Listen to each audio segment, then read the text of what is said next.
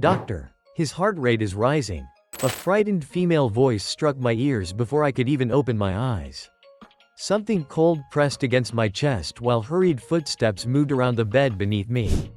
Another woman answered calmly. Mary, don't remove the monitor. Peter, if you can hear me, try to open your eyes slowly.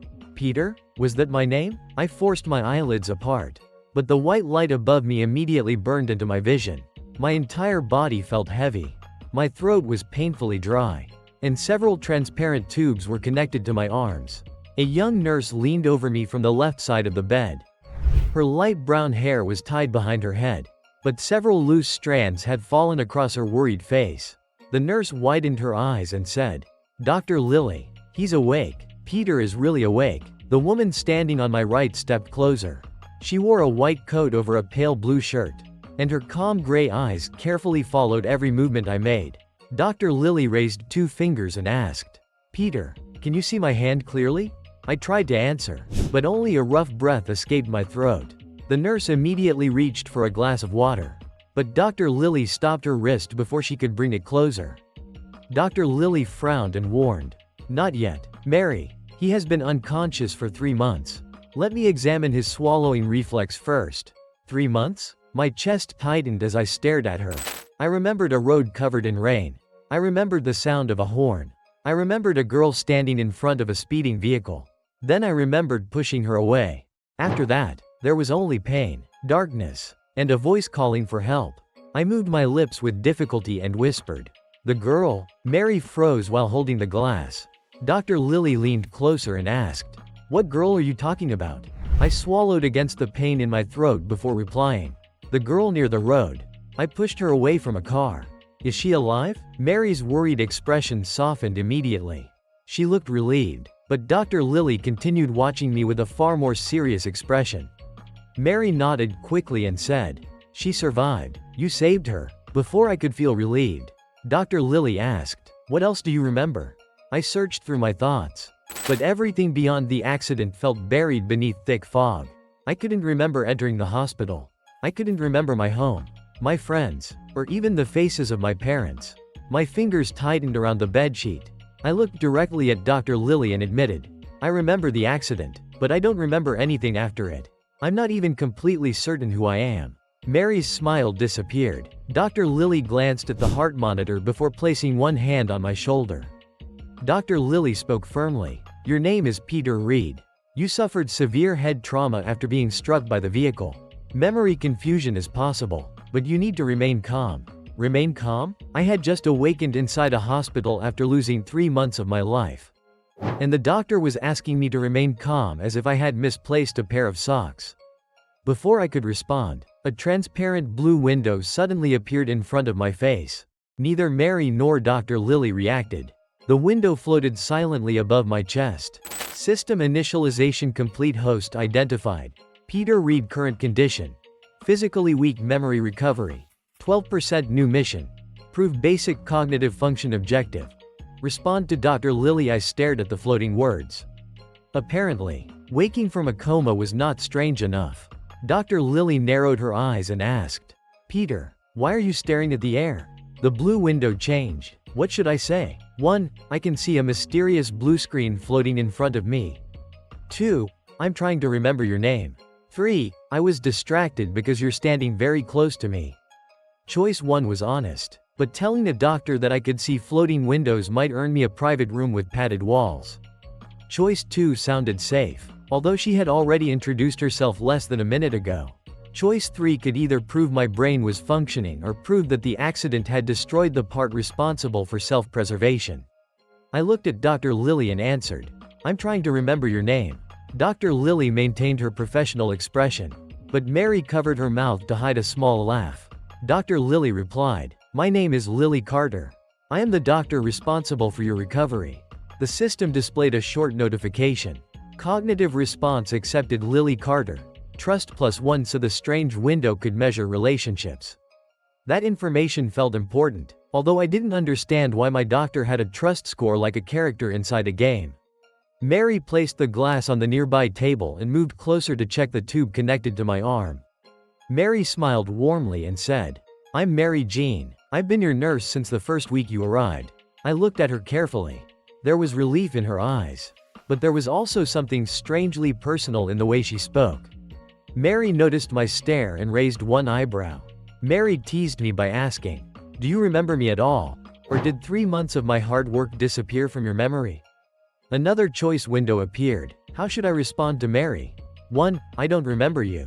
But thank you for taking care of me. 2. I remember a beautiful voice encouraging me in the darkness.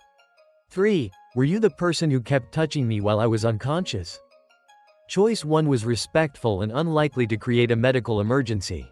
Choice 2 was romantic, but I had no evidence that the voice in my memories belonged to her. Choice 3 raised several questions that I was not emotionally prepared to investigate while wearing a hospital gown. I chose the safest answer. I gave Mary a weak smile and said, "I don't remember you yet. But thank you for taking care of me." Mary's expression softened. Mary replied, "You don't have to thank me. Just waking up is already enough."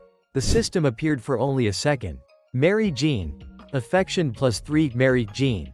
Trust +2 Dr. Lily noticed Mary staring at me and cleared her throat.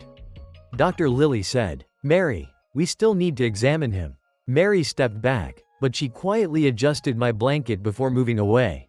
Dr. Lily brought a small flashlight closer to my face. Dr. Lily instructed me, "Follow the light with your eyes. Don't move your head." I followed the beam from left to right. My vision blurred twice, but the pain remained manageable. Dr. Lily lowered the flashlight and asked, "Do you feel dizzy?" I answered honestly, "A little." Dr. Lily then touched my right hand and asked, "Can you feel this?" I nodded. She moved her fingers toward my left hand. Dr. Lily asked again, "And this?" The moment she pressed my palm, another memory flashed through my mind. Rain struck the road. A girl screamed. A black vehicle moved toward us. But just before I pushed the girl away, I saw someone standing across the street. That person was watching us. I pulled my hand away so suddenly that the monitor began beeping faster. Mary rushed forward and asked, "Peter, what happened?" Dr. Lily placed one hand near my shoulder and warned, "Don't sit up too quickly."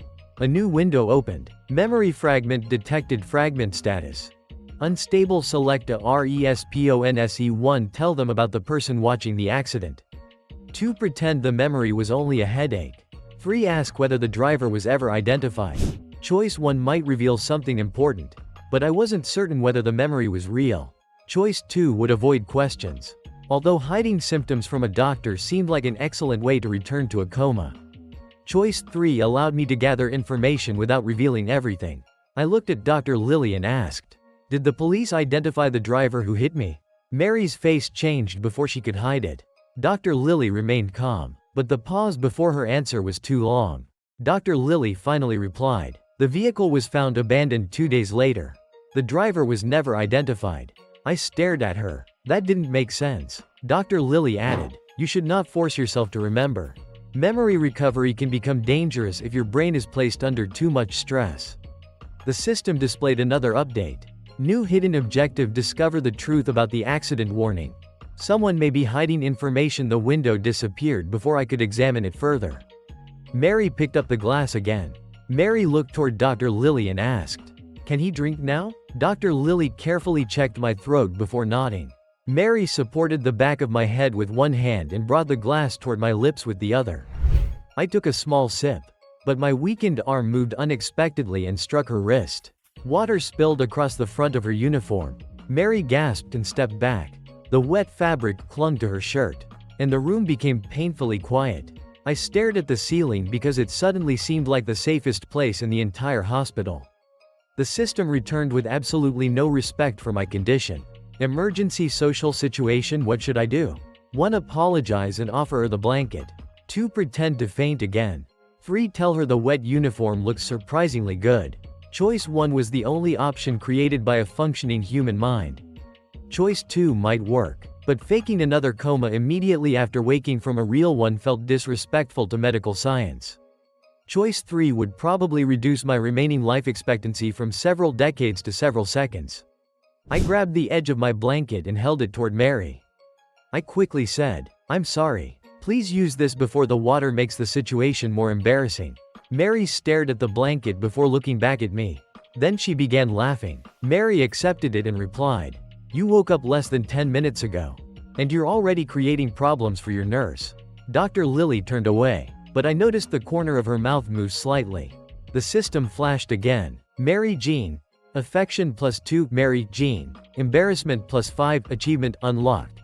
First misunderstanding. I wanted to argue that spilling water should not qualify as an achievement. But the system disappeared before I could complain. Mary used the blanket to cover the wet section of her uniform while Dr. Lily examined the monitor again. Dr. Lily said, "Your responses are stable, but you need rest. We will inform your parents that you are awake." My parents. The word created warmth inside my chest. Yet no faces appeared in my memory. I quietly asked, "Have they been here?" Mary's playful expression faded. Mary answered softly, "Your mother came every day. Your father handled the medical arrangements and visited whenever he could leave work." Guilt tightened my throat even though I had done nothing wrong. Before I could ask another question, someone struck the door from the outside. The handle turned violently. A young woman's voice shouted from the hallway, "Please let me see him. I need to know whether Peter remembers me." Mary immediately looked at Dr. Lily. Dr. Lily's calm expression finally broke. The door opened, and a girl with long blonde hair rushed into the room. Her eyes were already filled with tears. But she stopped the moment she saw me awake. The girl covered her mouth with both hands. She stared at me as though she had been waiting 3 months for this single moment. Then the system appeared one final time. Important character detected name. Rita Lauren connection. The girl you saved warning. Her account of the accident may not be complete. Rita stepped toward my bed and whispered, "Peter, do you remember what you said to me before the car hit you?" I searched through the broken pieces of my memory. I remembered pushing her away. I remembered the person standing across the street. But I did not remember speaking to her. Before I could answer, another choice window began forming in front of my eyes. And somehow, I already knew that choosing the wrong answer would change everything. The transparent window slowly disappeared. Before I could organize my thoughts, Rita Lauren had already rushed to my bedside. Her eyes were red from crying. She looked as if she hadn't slept for days. "Peter." She reached toward my hand before suddenly stopping halfway. Her fingers trembled. Can I hold your hand?" Before I could answer, new mission talk with Rita Lauren. Current goal. Reduce her guilt. Reward. Memory fragment ×1. Another blue window appeared. Choice event 1. What should I do? 1. Let her hold my hand. 2. Hold her hand first. 3. Pretend I didn't hear because my brain was still rebooting. I immediately began analyzing them. The first one sounds normal. The second one somehow feels much more romantic. And the third one, well, pretending to reboot after 3 months of coma sounds believable. After thinking for a few seconds, I smiled. "You can." Rita carefully held my hand. She lowered her head. "I'm sorry. If you hadn't pushed me away, you wouldn't." She couldn't finish the sentence. Rita affection +3 trust +2. Dr. Lily quietly stepped back to give us some privacy. Mary stood nearby with folded arms. Then, Mary suddenly smiled mischievously. "Oh? So the first person Peter wants to see after waking up is Rita?" I blinked. "Huh?" Rita immediately let go of my hand. No." Mary grinned even wider. "I didn't say anything. You two are answering awfully fast." Both Rita and I froze. Dr. Lily pinched the bridge of her nose. "Mary, please don't tease the patient." Mary innocently whistled. "I wasn't teasing. I was collecting medical data. Relationship data. I had a feeling this hospital was stranger than the system." Choice event 2. Mary suddenly asks, "If Peter had to hug one person right now for emotional recovery, who would it be?" 1. Rita. 2. Mary. 3. Dr. Lily. I almost choked. Who designed these questions? The first option would make Rita faint. The second would inflate Mary's ego. The third, Dr. Lily would probably send me back for another brain scan. I cleared my throat. "I think, my mother." The entire room became silent. Mary blinked twice. Dr. Lily smiled faintly. Rita lowered her head. Mission bonus Ginny read affection hidden +1 wait. The system could increase affection for someone who wasn't even here. That's cheating. Just then, Mary suddenly leaned closer. "So, I've always wondered something." She looked completely serious. "What color do you think my socks are today?" "What?" I stared at her. Dr. Lily stared at her. Even Rita stared at her. Mary burst into laughter. I just wanted to see your reaction. Dr. Lily sighed. I apologize. She's usually more professional. Mary proudly raised one finger. This is my professional version. Choice event 3. Mary smiled. Fine. Then guess. 1 white. 2 pink. 3. I respectfully refused to answer. White. Safe. Pink. Cute. The third option. Probably safest. I answered. I respectfully refuse. Mary puffed her cheeks. Ah, so boring. Dr. Lily nodded. Correct decision. Mary crossed her arms. Fine. I'll ask another one. Wait. Another one? Choice event 4. If someone accidentally hugged you, would you? 1 hug back. 2 freeze. 3 scream. I rubbed my forehead. Why did every question feel like a trap? I answered honestly. I'd probably freeze. Mary suddenly stepped forward. Without warning, she lightly hugged my shoulder. There, you froze. Rita's eyes widened. Dr. Lily sighed again. Peter.x has stopped working. Mary affection +2 embarrassment +3. Mary laughed. I win. Rita looked away while quietly mumbling. That isn't fair. For some reason, the system displayed another notification. New hidden status. Someone feels jealous. Identity hidden. I looked around the room. Mary was smiling. Dr. Lily remained calm. Rita was pretending to look out the window. I had absolutely no idea who the jealous person was. Or maybe, I didn't want to know. Suddenly, the hospital room door opened once again. A familiar female voice echoed through the hallway. Peter. This voice. For some reason, my heart skipped a beat. New character approaching unknown memory resonance preparing next interaction. The system window slowly faded away. Before I could process Rita's question, another pair of hurried footsteps echoed outside the hospital room.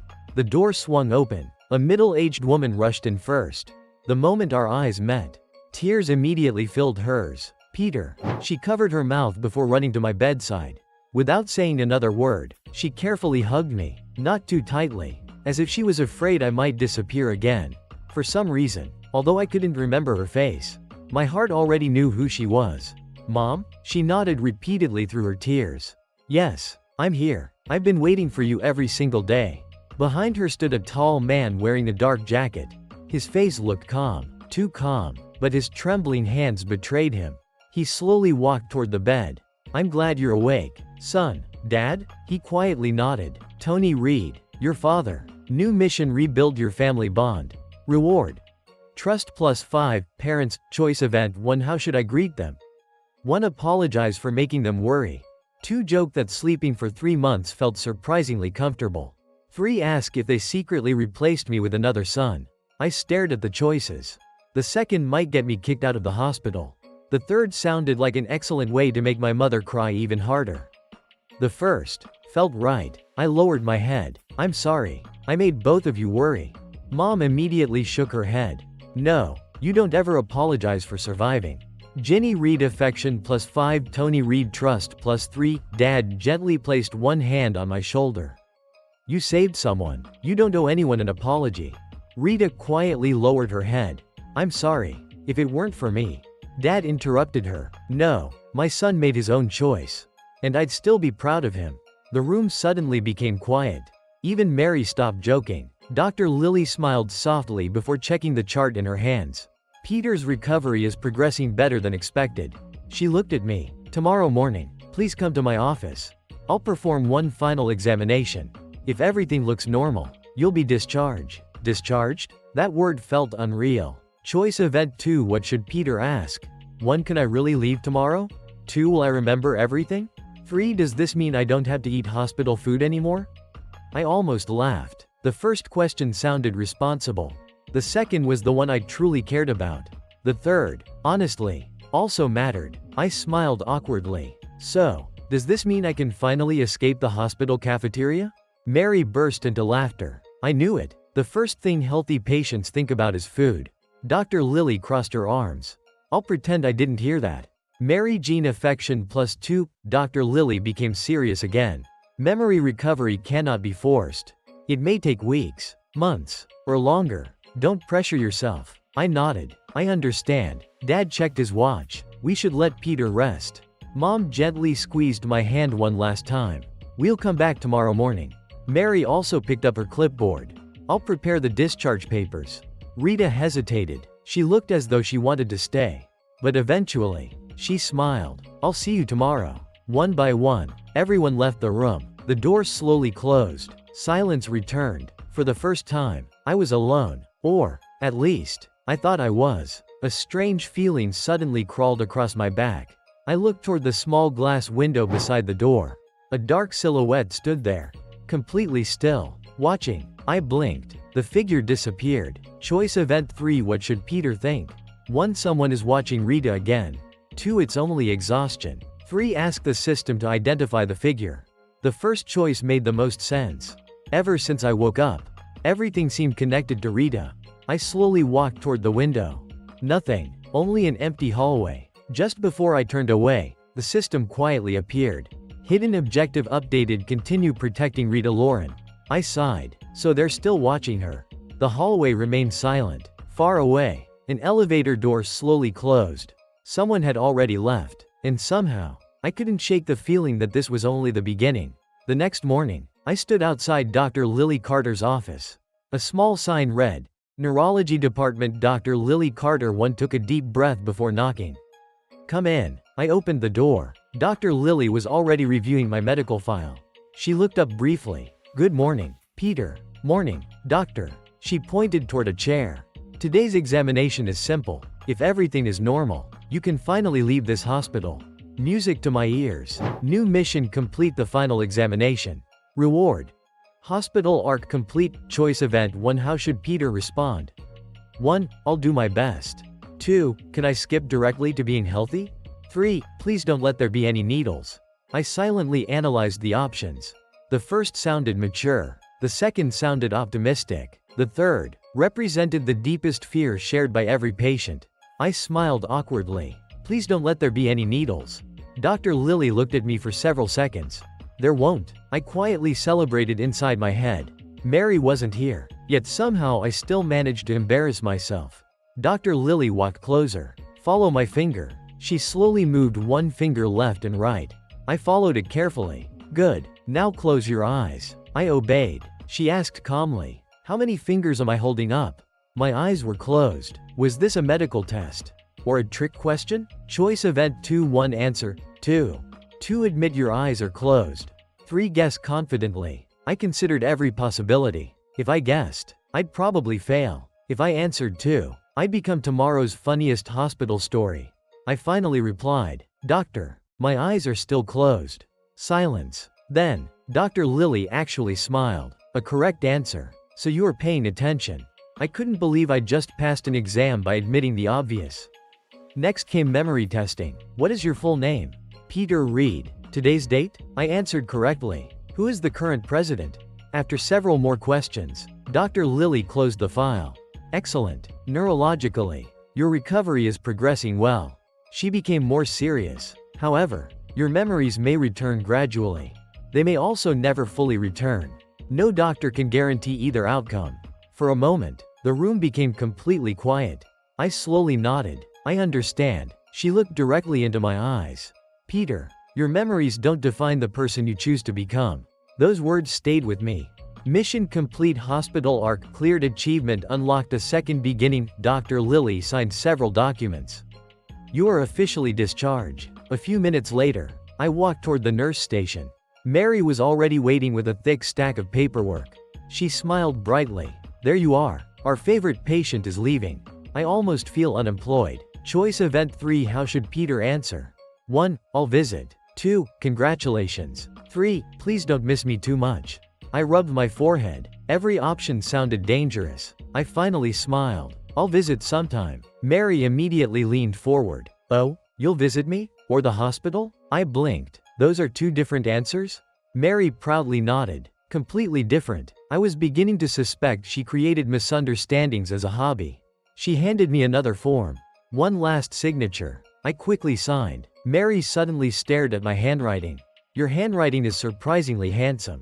Is handwriting allowed to be handsome? She shrugged. Everything about people can be judged.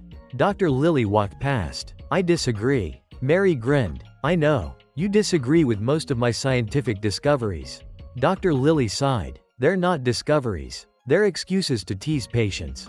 Mary laughed happily. Mission accomplished. After the paperwork was finished, Mary handed me a small paper bag. Medicine. And, she hesitated. Take care of yourself. The cheerful smile on her face looked completely genuine. Mary Jean affection +2 comfort +2, outside. Fresh air filled my lungs. 3 months. I finally left the hospital. Dad drove the car. Mom sat beside me. The city outside looked strangely familiar. Yet, also completely new. About 30 minutes later, the car stopped in front of my house. I slowly stepped outside. The neighborhood felt peaceful. Children played nearby. Someone watered flowers. An elderly man waved at me. Everything looked normal. Then I heard a familiar female voice. Peter? I turned around. A young woman stood across the street holding several grocery bags. She froze. Her eyes slowly widened. Then, she smiled. You really came home. For some reason, my chest tightened. I didn't remember her, but my heart reacted before my memories did. Important character detected. Stella Evans relationship status. Childhood friend memory resonance detected. She slowly walked toward me. Welcome back. I had never seen her before. Yet, for the first time since waking up, home finally felt like home. As soon as I stepped into the living room, Mom smiled warmly. It finally feels like home again. I smiled awkwardly. I'm sorry for worrying everyone. Mom gently shook her head. You've already apologized enough. She suddenly looked toward Stella. You should thank Stella instead. I blinked. Stella? Stella looked away immediately. It wasn't anything. Mom laughed. Nothing? During the 3 months you were in the hospital, Stella came almost every day. She helped me clean the house, cooked when I was too tired. And, Mom looked toward the second floor. She even cleaned your bedroom. I stared at Stella. You cleaned my room? Stella scratched her cheek. It was dusty. I couldn't just leave it like that. My face became slightly warm. Thank you. She smiled softly. You're welcome. Relationship update. Stella Evans comfort +3 trust +2. Mom suddenly crossed her arms. You know, I've always thought Stella would make a wonderful daughter-in-law. Mom, Aunt Ginny. Both Stella and I spoke at exactly the same time. Mom laughed happily. Oh, you two even protested together. Dangerous. Very dangerous. Choice event 1. How should Peter respond? 1. Mom, please stop. 2. That's impossible. 3. Stella deserves someone better. I analyzed the choices. The second sounded too cold. The third might accidentally hurt Stella. The first was the safest. I coughed awkwardly. Mom, please stop teasing us. Mom only smiled even wider. I didn't say you had to get married tomorrow. Stella quietly covered her face. I suddenly miss cleaning your room more than standing here. I wasn't sure if that was a compliment or an escape strategy. Just then, ding dong. The doorbell rang. Mom walked over and opened the door. A familiar cheerful voice immediately echoed inside. Good afternoon. I heard Peter came home. Rita Lauren stood outside carrying a small fruit basket. The moment she saw me, she smiled brightly. I'm glad you're okay. She quickly walked inside. Then, she noticed Stella. Stella also noticed Rita. The room suddenly became strangely quiet. Choice event 2. Emergency situation. What should Peter do?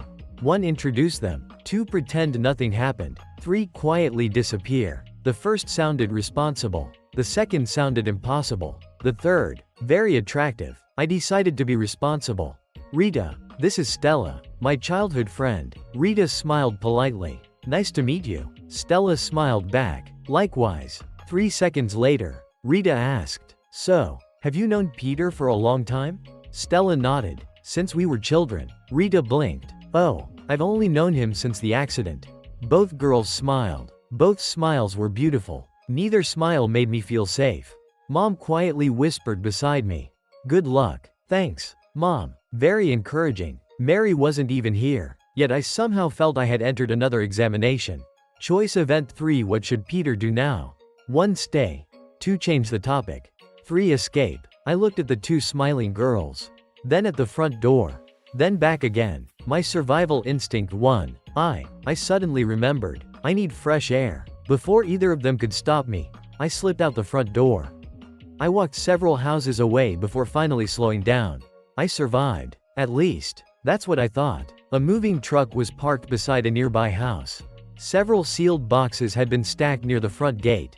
and a woman stood beside them while speaking quietly with one of the movers.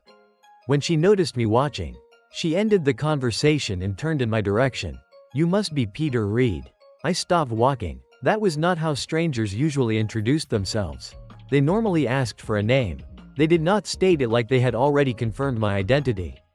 Choice Event 4. How should Peter respond? 1. Have we met before? 2. Are you the new neighbor? 3. That depends on who is asking. The first sounded reasonable. The second would keep the conversation friendly. The third sounded mysterious. But I had only been out of the hospital for 1 hour. Pretending to be dangerous while holding a bag of medicine would probably ruin the effect. I chose the safer option. Are you the new neighbor? She glanced toward the house beside us.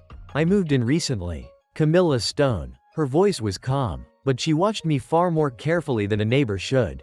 I introduced myself even though she already knew my name. Peter Reed. Camilla gave a faint nod. I know. There it was again. The system appeared briefly. Camilla Stone relationship status. Encrypted affection. Unknown trust. Unknown warning.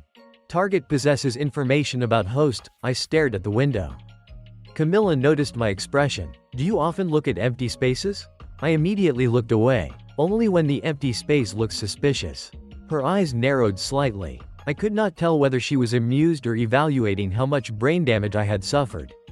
A box beside her began to tilt. I stepped forward and caught it before it fell. Camilla placed one hand beneath the box to steady it, bringing us unexpectedly close. For one awkward second, neither of us moved. Choice Event 5. What should Peter say? 1. This box is heavier than it looks. 2. We should probably stop holding the same box. 3. Is this where neighbors usually exchange dramatic eye contact? The first was normal. The second would make the situation even more obvious. The third sounded like something Mary would choose for me. I cleared my throat. This box is heavier than it looks. Camilla replied calmly. Some things usually are. That sounded less like a comment about the box and more like a warning. I helped place it safely near the door. Camilla then looked toward my house, where Rita and Stella could still be seen through the living room window. Rita Lauren came to visit you quickly. I turned toward her. You know Rita? I know who she is. Everyone does. Her answer sounded ordinary, but her eyes remained fixed on Rita rather than the house. I remembered the dark silhouette near the hospital room. My body became tense. Camilla noticed immediately. You think someone is following her? I stared at her. Why would you say that? Camilla picked up a smaller box and answered without looking at me. Because you keep checking the street instead of watching the people inside your own home. She had noticed everything. Choice Event 6. What should Peter ask? 1. Did you see someone suspicious? 2. Do you know something about the accident? 3. Were you following Rita? The first might give me useful information. The second was direct. The third could turn my first conversation with a new neighbor into an accusation. I chose the question I could no longer ignore. Do you know something about the accident? Camilla finally looked directly at me. For several seconds, her expression revealed nothing. Then she said, I know people often call something an accident when they do not understand who planned it. A cold pressure settled in my chest. What are you trying to say? Camilla stepped closer, but her voice remained low enough that nobody inside my house could hear. The car appeared at the right place. At the right time. The driver vanished. The vehicle was abandoned, and the evidence disappeared. She paused. That is an impressive amount of coincidence. I tightened my grip around the medicine bag. You think someone tried to kill Rita? Camilla's gaze moved past me toward my house. I think you should stop assuming you understand who the target was. Before I could question her further, one of the movers called her name. Camilla turned away. I reached out instinctively. Wait. How do you know all this? She stopped beside the gate but did not face me. I am your new neighbor. Peter. That is all you need to know for now. The system appeared one final time. Hidden mission unlocked. Investigate Camilla Stone. Warning. She may know the truth about the accident. Camilla entered her new house and closed the door. I remained outside, staring at it. Behind me, Rita called my name from my living room. But Camilla's warning continued repeating inside my head. Maybe someone was still watching Rita. Or maybe I had misunderstood the accident from the very beginning. That night, I couldn't sleep. Every time I closed my eyes, Camilla's calm voice echoed inside my head. Maybe you've misunderstood the accident from the beginning. Who was she? How did she know so much? And why did the system mark her relationship as encrypted? None of it made sense. The next morning, I walked toward school carrying my backpack. Stella waited outside the neighborhood entrance. She smiled. Ready? I nodded, as ready as someone returning after forgetting part of his life can be. Stella laughed. I'll take that as a yes. New mission: return to school. Reward: memory fragment +1, halfway there.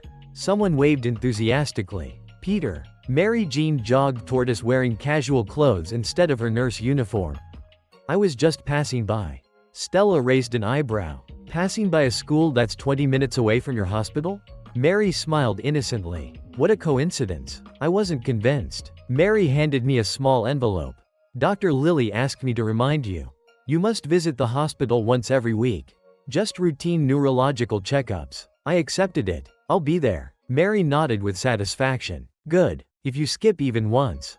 She paused dramatically. I'll personally drag you back.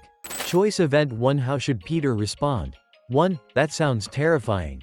2. Would you really come looking for me? 3. Can I pretend to be absent? The first was honest. The second was dangerous. The third sounded like something that would never work. I smiled. That sounds terrifying. Mary proudly folded her arms. It was supposed to. Stella quietly looked between us. You two seem surprisingly close. Mary immediately grinned. Of course. I spent 3 months talking to him while he was asleep. I blinked. I never answered. Mary shrugged. I know. But I talked anyway. Stella somehow looked even less convinced. Mary Jean comfort +2, Stella Evans jealousy +1. Mary suddenly leaned closer and whispered. Peter, I have an important medical question. I swallowed. Medical? She nodded seriously. If someone suddenly hugged you because they were happy you recovered, would you freeze again? I immediately remembered the hospital. You're still talking about that? Mary laughed. I still think your reaction was adorable. Stella crossed her arms. I think she's enjoying teasing you too much. Mary smiled. And I think someone sounds jealous. I'm not. Really? Maybe a little. For a second, all three of us became quiet. Then everyone laughed. School finally came into view. Mary waved goodbye. Don't forget, weekly checkup. And don't make Dr. Lily worry. She looked at Stella. Take good care of him. Stella answered confidently. I will. Classes passed more smoothly than I expected. Many classmates welcomed me back. Some remembered the accident. Others simply asked how I was feeling. By lunchtime, Stella and I sat together in the cafeteria. She placed her lunch tray on the table. Today's menu actually looks edible. I looked down. That's the nicest thing anyone has ever said about cafeteria food. Before either of us started eating, someone wearing a baseball cap and a face mask approached carefully. Peter. I recognized the voice immediately. Rita? She nodded. I brought lunch. She placed a homemade lunchbox in front of me. I thought hospital food probably traumatized you. I laughed. That's surprisingly thoughtful. Stella quietly looked at the lunchbox. She made that herself? Rita smiled shyly. I wanted him to eat something better. Stella looked at her own cafeteria tray. Then back at Rita's lunch. I suddenly don't like today's menu anymore. Choice event 2. What should Peter do? 1. Accept Rita's lunch. 2. Share with Stella. 3. Suggest everyone eats together. The first might hurt Stella. The second might hurt Rita. The third had the highest survival rate. I smiled. Let's eat together. Both girls looked at me. Then, both slowly nodded. The atmosphere relaxed again. While eating, I lowered my voice. Rita, I've been thinking about the accident. She became serious. So have I. I still receive strange messages sometimes. I thought catching the stalker would explain everything. I shook my head. I'm no longer sure it will. Rita looked confused. Before I could explain Camilla's warning, several students walked past our table. One accidentally bumped Rita's chair. Oh, her cap slipped off. The face mask followed a second later. Silence spread across the cafeteria. One student whispered, "Isn't that?" Another pointed, "No way. That's Rita Lauren." Within seconds, phones appeared everywhere. Students crowded around the table. Can we get a picture? Are you really Rita? My sister watches your streams. Rita hurriedly picked up her cap. I am sorry. She looked overwhelmed. The system suddenly appeared. Emergency mission: protect Rita Lauren from the growing crowd. Time limit: 30 seconds. I stood up. The crowd kept growing. And for the first time since returning to school, I realized our ordinary lives had just become anything but ordinary. The crowd surged toward our table before I had time to think. Rita, move. I grabbed her hand and pulled her away from the cafeteria. Phones rose behind us while excited students shouted her name. Wait, Rita, just one picture. Is Peter her boyfriend? That final question made Rita nearly trip. She looked at me while running. Why did that become the conclusion? I don't know, but this doesn't seem like the right time to correct them. The system appeared in the corner of my vision. Emergency mission: escape the crowd with Rita Lauren. Choice event 1 run toward the main entrance. 2 hide inside an empty classroom. 3 turn into the staff corridor. The main entrance was too far. An empty classroom would only delay them. The staff corridor was risky. But being scolded by a teacher sounded better than becoming the main event of a school livestream. I turned sharply. This way. Rita followed without questioning me. We rushed down the quieter corridor. But the footsteps behind us kept getting closer. They're still following. Rita whispered. I noticed. Your classmates are very energetic. They usually save that energy for avoiding homework. We reached the end of the corridor. No classroom. No second staircase. Only a narrow storage closet. The system immediately changed. Choice event 2-1 enter the storage closet with Rita. 2 let Rita hide while Peter distracts the crowd. 3 surrender and request an organized autograph line. The first option looked uncomfortable. The second sounded heroic. But I had no plan after the distracting part. The third might transform the hallway into a ticketed concert. I opened the closet. Inside, Rita stared at the tiny space. Both of us? Unless you want me to explain to 200 students why a famous streamer brought me lunch. Her face reddened. That sounds worse when you say it like that. We squeezed inside before the crowd turned the corner. I pulled the door almost closed, leaving only a thin gap.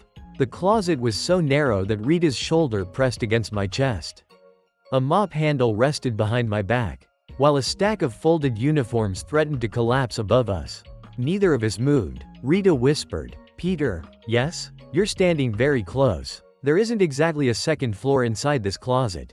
The system appeared again with absolutely no respect for personal space. Choice event 3 how should Peter reduce the awkwardness? 1 move backward. 2 ask Rita to move backward. 3 pretend this is a normal investigation position. Moving backward meant becoming emotionally attached to a mop. Asking Rita to move backward would force her into a shelf. The third option was ridiculous. But at least ridiculous was better than silence. I whispered, this is a standard investigation position. Rita stared at me. For what kind of investigation? The kind where the suspects are hundreds of excited students. She covered her mouth to suppress a laugh. Outside, footsteps filled the corridor. A student shouted, they came this way. Rita immediately grabbed the front of my shirt. Her face was only a few inches from mine. My mind stopped processing useful information. The system returned. Choice event 4-1 tell Rita not to worry. 2 ask why she is holding Peter's shirt. 3 remain completely still and hope breathing is optional. The first option was kind. The second would make her notice what she was doing. The third was already happening. I lowered my voice. Don't worry. They'll leave soon. Rita nodded, but she didn't release my shirt. A group of students stopped directly outside. Maybe they went downstairs. No, I saw Peter turn here. Check the classrooms. The storage closet suddenly felt even smaller. Rita leaned toward my ear and whispered, what if they open the door? Her breath brushed my cheek. The system displayed one more set of choices. Choice event 5-1 hold the door closed. 2 tell Rita to act like a mannequin. 3 say, if they find us, let's pretend we're discussing lunch. Holding the door was practical. Pretending to be mannequins would require the students to ignore 2 breathing mannequins. The third explanation would only create a much larger misunderstanding. I quietly placed one hand against the door. We stay silent. The handle moved slightly. Rita's fingers tightened around my shirt. Then someone outside said, they're probably near the gym. The footsteps slowly disappeared. For several seconds, neither of us moved. Finally, Rita released a long breath. I think they're gone. I opened the door carefully and looked into the corridor. Empty. We stepped outside. But the moment Rita moved away from me, several folded uniforms fell from the shelf and landed over my head. She stared at me for 1 second before laughing. You escaped hundreds of students but lost to a pile of clothes. I pulled a uniform from my face. Every investigation has unexpected enemies. Mission complete. Rita Lauren successfully protected. Rita Lauren. Trust +3. Rita Lauren. Comfort +2. We moved to an unused stairwell where nobody could easily find us. She sat beside me. Her playful expression gradually disappeared. You asked about the accident earlier. I nodded. You said someone had been sending you strange messages. Rita opened her phone and showed me several photographs. Flowers left outside her apartment. Letters without return addresses. Pictures of her taken from across the street. One message contained the schedule of a live stream that had never been made public. Rita lowered her voice. This started months before the accident. I examined the images carefully. Did you report it? My management team told the police. But there wasn't enough evidence to identify anyone. She opened another photograph. A letter lay on a table beside a black envelope. The message read, "You should be more careful when crossing the road." My chest tightened. When did you receive this? The night before the accident. That was too specific to ignore. Rita looked down. I always thought the car was connected to the stalker. I remembered Camilla's warning. Maybe Rita was being watched. Maybe the stalker had caused everything. Or perhaps someone had deliberately used Rita's stalker to make us believe exactly that. I looked at her. Send me copies of every letter, photograph and message. Rita hesitated. Peter, this could be dangerous. It already became dangerous when someone tried to turn the road into a weapon. The system appeared one final time. New investigation mission. Identify Rita Lauren's stalker. Determine whether the stalker is connected to the vehicle attack. Warning. The obvious answer may be wrong. I stared at the warning. Then I looked back at Rita. I'll find the person following you. And I'll discover what really happened that day. What I didn't know yet was that solving Rita's case would not answer my questions. It would only prove that I had been investigating the wrong victim. Inside a dark apartment, hundreds of photographs covered an entire wall. Every photograph showed Rita Lauren. Rita leaving her apartment. Rita entering the studio. Rita buying coffee. Rita smiling during a live stream. At the center of the wall was a photograph taken on the day of the accident. An unknown man sat before it, staring without blinking. Several unopened gifts and handwritten letters surrounded his desk. He slowly touched Rita's photograph. She still doesn't understand. His voice was quiet and possessive. She belongs with me. A television beside him replayed a clip from Rita's stream, while another screen displayed photographs taken outside Peter's school. The man's eyes stopped on one image. Peter was holding Rita's hand. His expression darkened. Stella walked beside me on the way home, but she had remained suspiciously silent for almost 5 minutes. That silence was more frightening than any question. Finally, Stella turned toward me. So, I already knew I was in danger. Where exactly did you and Rita disappear? We hid from the crowd. Stella narrowed her eyes. That wasn't what I asked. The system appeared. Choice event 1. How should I explain the storage closet? 1. We hid inside a very small closet. 2. Nothing happened. 3. We were forced into an extremely close tactical position. The first answer was honest but dangerous. The second sounded exactly like something people said when something had happened. The third would probably turn Stella's curiosity into an official investigation. I chose honesty. We hid inside a very small storage closet. Stella stopped walking. Both of you? There wasn't enough time to reserve separate rooms. Her eyes narrowed further. How small was it? The system immediately returned. Choice event 2-1. Small enough that breathing required cooperation. 2. Normal closet size. 3. I became personally acquainted with a mop. The first answer would destroy me. The second was clearly a lie. The third was technically true and emotionally safer. I sighed. I became personally acquainted with a mop. Stella stared at me, then covered her mouth to hide a laugh. So Rita was pressed against you. And your main concern was the cleaning equipment? When the mop handle is attacking your spine, priorities change. Stella laughed, but her expression quickly became serious again. Did you two do anything else? Choice event 3-1. We nearly stopped breathing. 2. She held my shirt. 3. Would falling uniforms count? Every answer sounded suspicious without context. I chose the least romantic disaster. Several uniforms fell on my head. Stella looked disappointed for a reason I didn't understand. That's all? I glanced at her. Were you expecting something else? Her face warmed. No. She walked faster. Absolutely nothing. The system flashed briefly. Stella Evans' jealousy +2 comfort +1 when I reached home. Rita's photographs and messages kept returning to my mind. The letter warning her about crossing the road had arrived one night before the accident. That was too specific. Yet Camilla had warned me not to assume I understood the real target. By evening, I had reached one conclusion. Camilla knew more than she admitted. I crossed the street and knocked on her door. Camilla opened it after a long pause. "You came sooner than I expected." That sentence did not make me feel welcome. "I need to ask about Rita." Camilla looked past me, checked the street, then stepped aside. "Come in." Her home was quiet, with several unopened boxes still stacked near the walls. She led me into a private room and closed the door behind us. The click of the lock made me turn around. Camilla noticed. "You look nervous." "I'm alone in a locked room with a woman whose relationship status is encrypted." She raised an eyebrow. "My what?" "Nothing." The system appeared. Choice event 4. How should I begin questioning Camilla? 1. Ask why she knows about the accident. 2. Ask whether she has been watching Rita. 3. Ask why she locked the door. The third question was currently the loudest inside my head. But the accident mattered more. I faced her. "How do you know the crash was planned?" Camilla sat across from me. "I never said I knew. You said there were too many coincidences." "That is an observation." "That sounds like a professional way to avoid answering." Camilla's expression remained unreadable. "Perhaps your memory loss did not damage your ability to be irritating." I almost smiled. That sounded strangely personal. The system returned. Choice event 5. 1. Did we know each other before? 2. Are you secretly worried about me? 3. Do you always invite suspicious neighbors into locked rooms? The first question mattered most. The second could make her throw me outside. The third might make the situation sound worse than it was. I leaned forward. "Did we know each other before my accident?"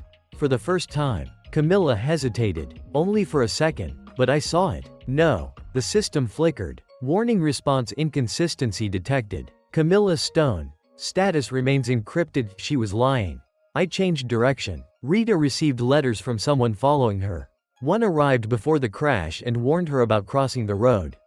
Camilla's fingers stopped moving. I continued. "Do you know who sent it?" "No." "Do you know whether that person caused the accident?" "No." "Then what do you know?" Camilla looked directly at me. "I know that people who want to hide the truth often place a convincing lie beside it." "That tells me nothing." "It tells you not to mistake the first criminal you find for the only criminal involved." I studied her face. "You think Rita's stalker is unrelated to the driver?" Camilla stood and opened the door. "I think you should investigate carefully." "That still isn't an answer." "It is the only one you are ready to receive." I stopped beside her. "Why are you helping me?"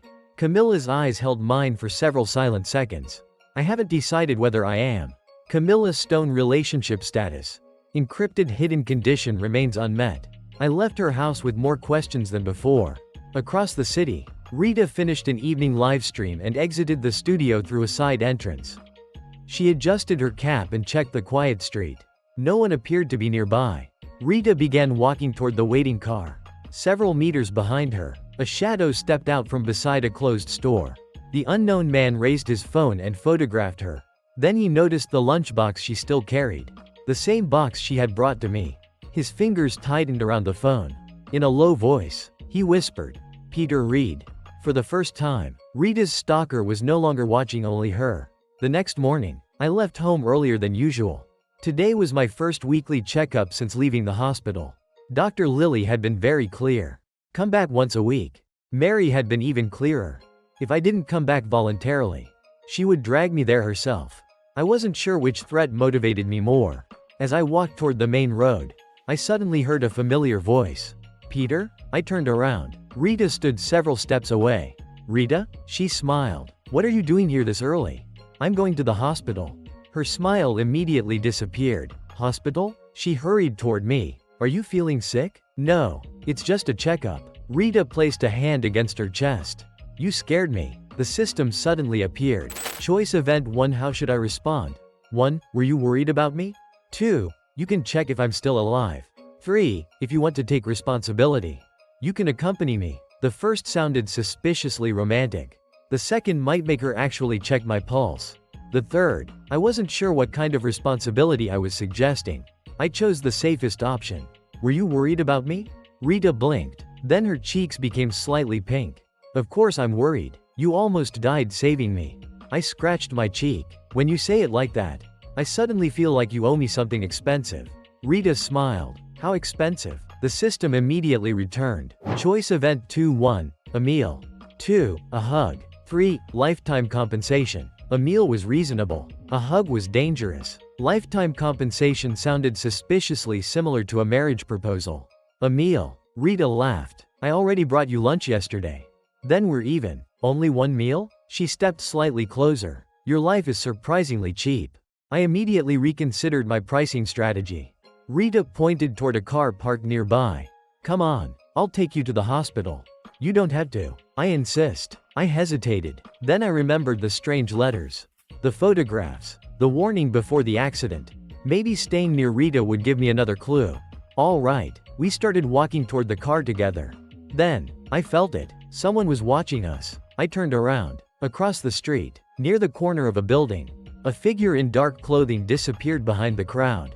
My body immediately became tense.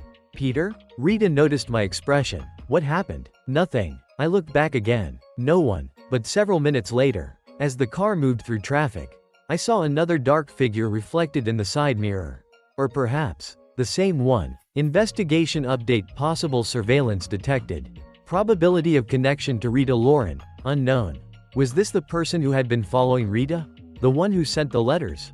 The one who photographed her? I couldn't be certain, but whoever it was, they seemed to be following us all the way to the hospital. When Rita and I entered the hospital lobby, a familiar voice immediately called out, Peter. Mary approached us. Then she noticed Rita standing beside me. Her eyes moved from Rita to me, then back to Rita. A dangerous smile appeared. Oh, I knew that smile. Nothing good ever followed that smile. You came for a neurological checkup. Mary looked at Rita, and somehow brought a beautiful girl. Rita immediately explained, I only gave him a ride. Mary nodded seriously. Of course, that's how these things always begin. I sighed. Mary, what? She looked completely innocent. I'm a medical professional. Then please behave like one. I am. She leaned toward me. Important medical question. Not again. Choice event 3. What should I do? 1. Refuse to answer. 2. Run to Lily's office. 3. Prepare for emotional damage. Refusing would only encourage her. Running away would make me look guilty. The third option wasn't really a choice. It was preparation. I sighed. Fine. Mary smiled. If Rita suddenly hugged you right now. Rita froze. Would your heart rate increase?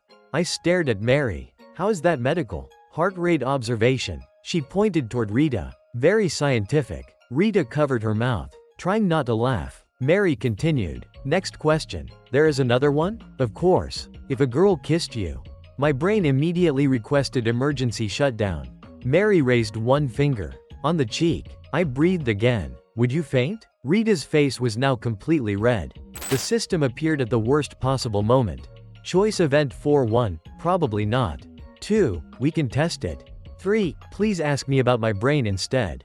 The first was safe. The second would kill me before the neurological examination. The third was the only sentence that might return this conversation to medicine. Please ask me about my brain instead. Mary looked disappointed. Fine. She paused. What color underwear am I wearing today? I stared at her. Rita stared at her. Even the system seemed to hesitate. How is that related to my brain? Mary smiled brightly. Memory and probability test. Choice event 5. Choose an answer. 1 white. 2 black. 3. I choose to remain alive. The first had a 33% chance of disaster.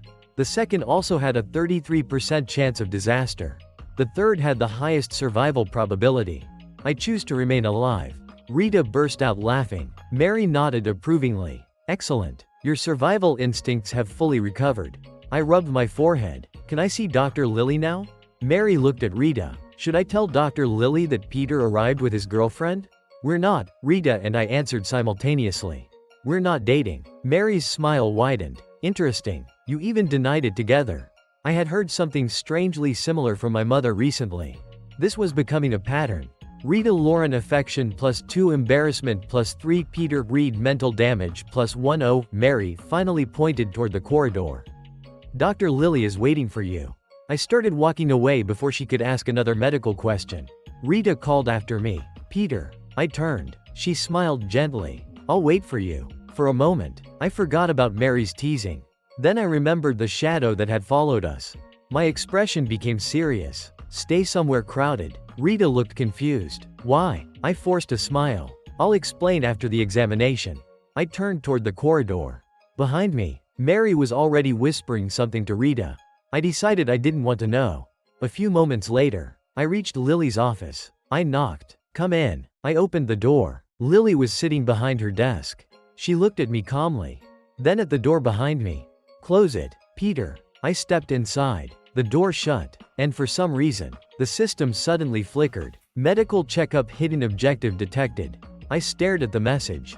Hidden objective? This was supposed to be a routine examination, wasn't it? Lily waited until the door closed before pointing toward the examination chair. Sit down, Peter. I obeyed. Although the way she prepared several medical instruments made the chair look less like a place for examination and more like a polite interrogation device. Lily attached 2 sensors near my temples. Remain still. That sentence usually makes people want to move. It means your brain is functioning well enough to complain. A transparent panel appeared beside her shoulder. Weekly medical evaluation, estimated memory recovery, pending. Primary objective. Cooperate with Lily Carter. Lily raised a small light. Follow it with your eyes. I followed the beam until she moved closer and gently held my chin in place. The distance between us suddenly became much smaller. Choice event 1. How should I respond? 1. Remain completely still. 2. Ask whether holding my chin is medically necessary. 3. Say, Doctor, this feels more romantic than neurological. The first option was safest. The second might sound suspicious. The third would probably lead to an additional psychological examination.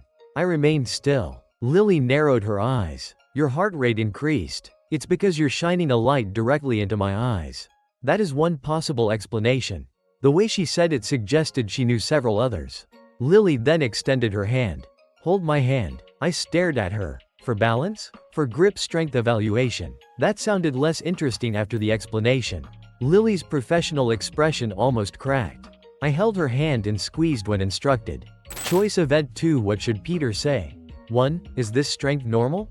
2. Should I hold tighter? 3. Mary would probably call this a relationship test. The first was responsible. The second could injure my doctor. The third was unfortunately accurate. I chose honesty. Mary would probably call this a relationship test. Lily sighed. Mary calls everything a relationship test. She asked me to guess the color of her underwear outside your office. Lily stopped writing. She did what? I chose to remain alive. That was medically correct. For the first time that morning. Lily smiled. She released my hand and placed several image cards on the table. What do you remember from the accident? Rain. Rita near the road. A black vehicle. Anything else? I closed my eyes. A voice briefly passed through my memory. A command. A man standing at a distance. Then pain. I remember someone watching. Lily's pen stopped for half a second. Do you recognize the person? No. She continued the examination using word tests, photographs and simple questions. After nearly 20 minutes, she reviewed the results. Your cognitive functions are stable. And my memory? Lily turned the screen toward me. Approximately 18% has returned. Only 18? That is progress. Last week, Aurora estimated 12%. I looked at her sharply. Aurora? Lily's expression did not change. I said your records estimated 12%. For a moment, I wondered whether I had heard her incorrectly. The system flickered, then vanished before displaying anything useful. Lily closed my file. Return next week. Do not force your memories. I stood, but she spoke again before I reached the door. Peter, someone accessed your medical records. I turned around. Who? We don't know. The access log was partially deleted. What did they view? Your neurological scans, surgery records and recovery reports. A cold feeling settled in my chest. Someone wanted to know how much I remembered. Choice event 3. Who accessed Peter's medical records? 1. The person following Rita. 2. Someone connected to the vehicle attack. 3. A hospital employee acting for an unknown client. All 3 were possible. But the dark figure had followed Rita and me to the hospital. Maybe the stalker had noticed me getting closer to her. Maybe I had become another obstacle. I think Rita's stalker is watching me now. Lily studied my expression. That is possible. But do not decide before you have evidence. Her warning sounded strangely similar to Camilla's. I opened the door. Rita was waiting in the hallway. But she was no longer alone. A man stood beside her holding a tablet and several folders. His posture was calm and professional. Rita noticed me first. "Peter, you're done." She gestured toward the man. "This is Norman Cady, my manager." Norman extended his hand. "I've wanted to meet you." I shook it. Norman smiled politely. "Thank you for saving Rita. I don't know what would have happened without you." His gratitude sounded sincere. "You don't need to thank me." I disagree. Rita's life and career were protected because of your decision. He spoke like someone accustomed to managing difficult situations. Then Norman turned toward Rita. "You also forgot that you signed the film contract."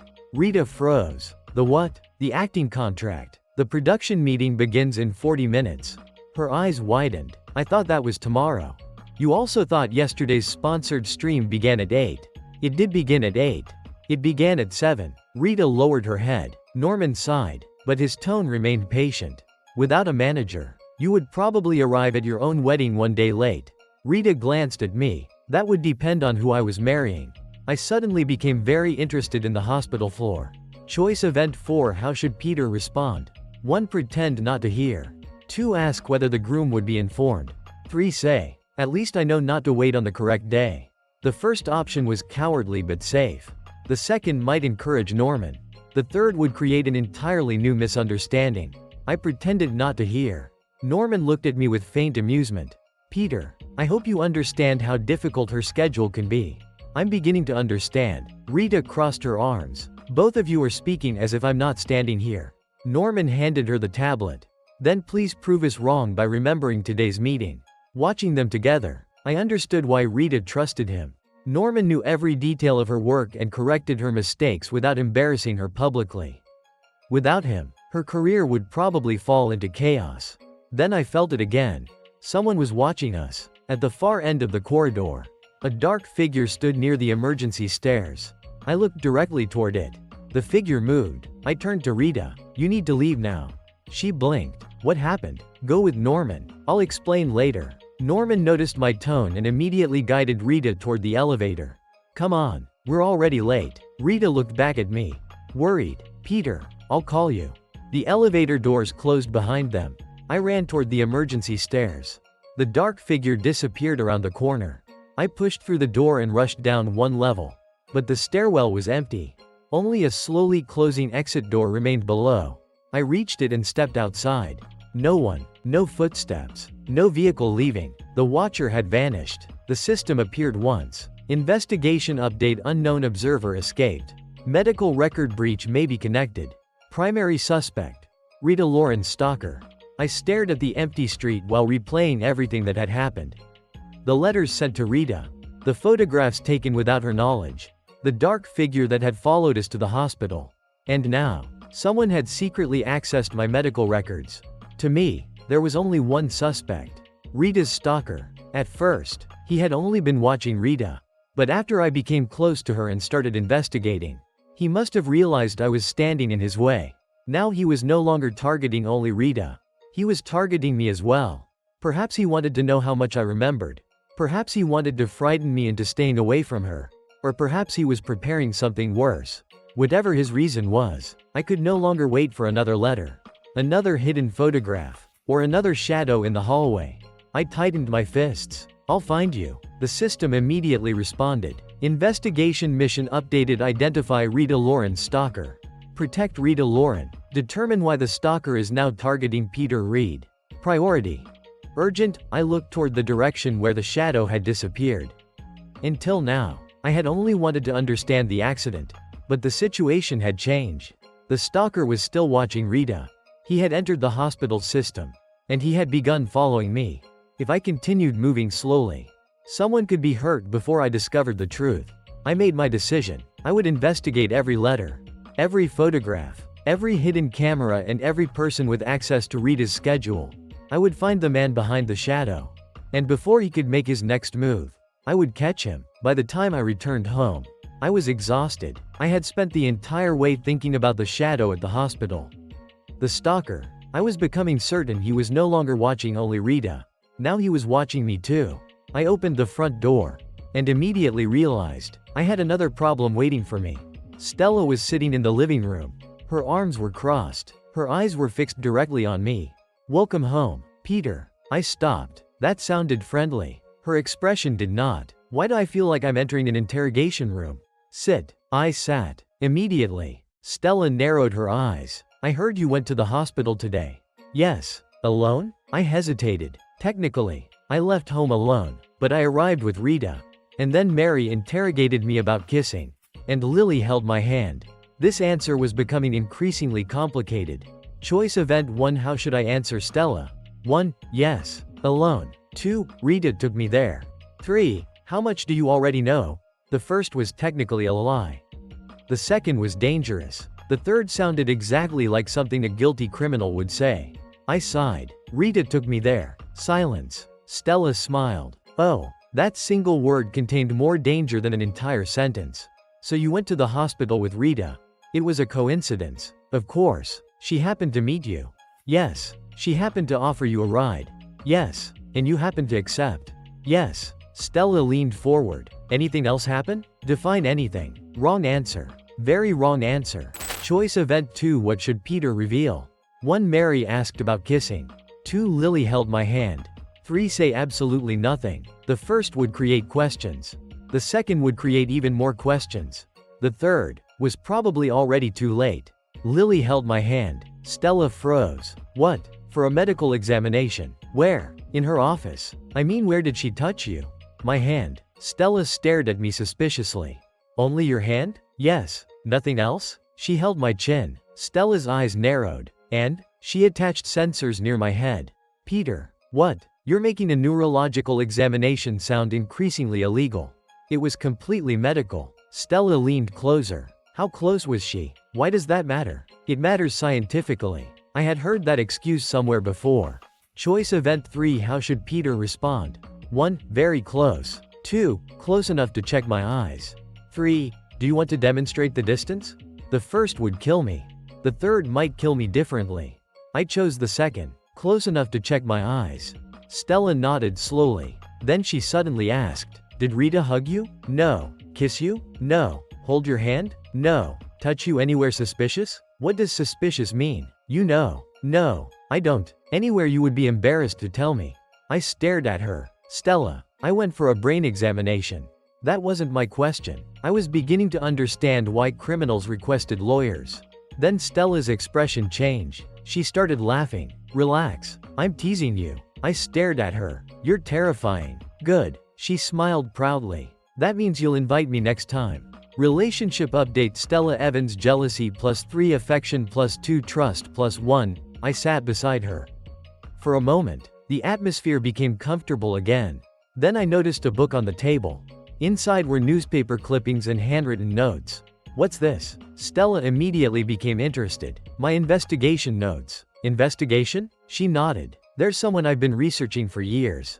I expected a businessman, maybe a politician. Instead, Stella smiled. Ghost Ledger. The moment I heard that name, a sharp pain exploded inside my head. "Ah!" I grabbed my temple. "Peter?" Stella immediately moved closer. "What's wrong?" Images flashed through my mind.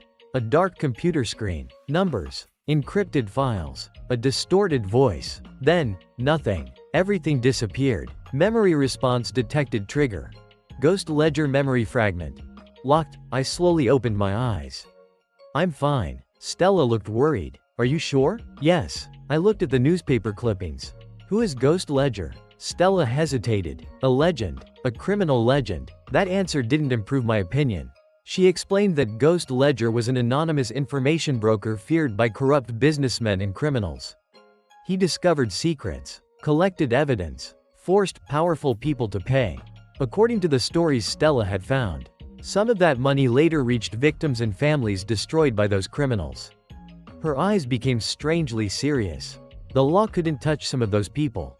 But Ghost Ledger could. I frowned. He blackmailed criminals? Yes. And took their money? Yes. And you're a fan? Stella crossed her arms. When you say it like that, it sounds bad. Is there a good way to say blackmail? She glared at me. You don't understand. Apparently not. I looked at the name again. Ghost Ledger. My head still felt strange. If he's a criminal, what's there to admire? Because sometimes the world isn't divided between heroes and villains. Stella's voice became quieter. Sometimes the people doing the wrong things are the only ones willing to fight people doing something worse. I didn't know how to answer that. Something about her words felt uncomfortable. Familiar, but I couldn't understand why. I tried to lighten the mood. Maybe your legendary ghost ledger is Rita's stalker. Stella stared at me. Then she laughed. Ghost ledger? Why not, Peter? Ghost ledger blackmails politicians and corrupt corporations.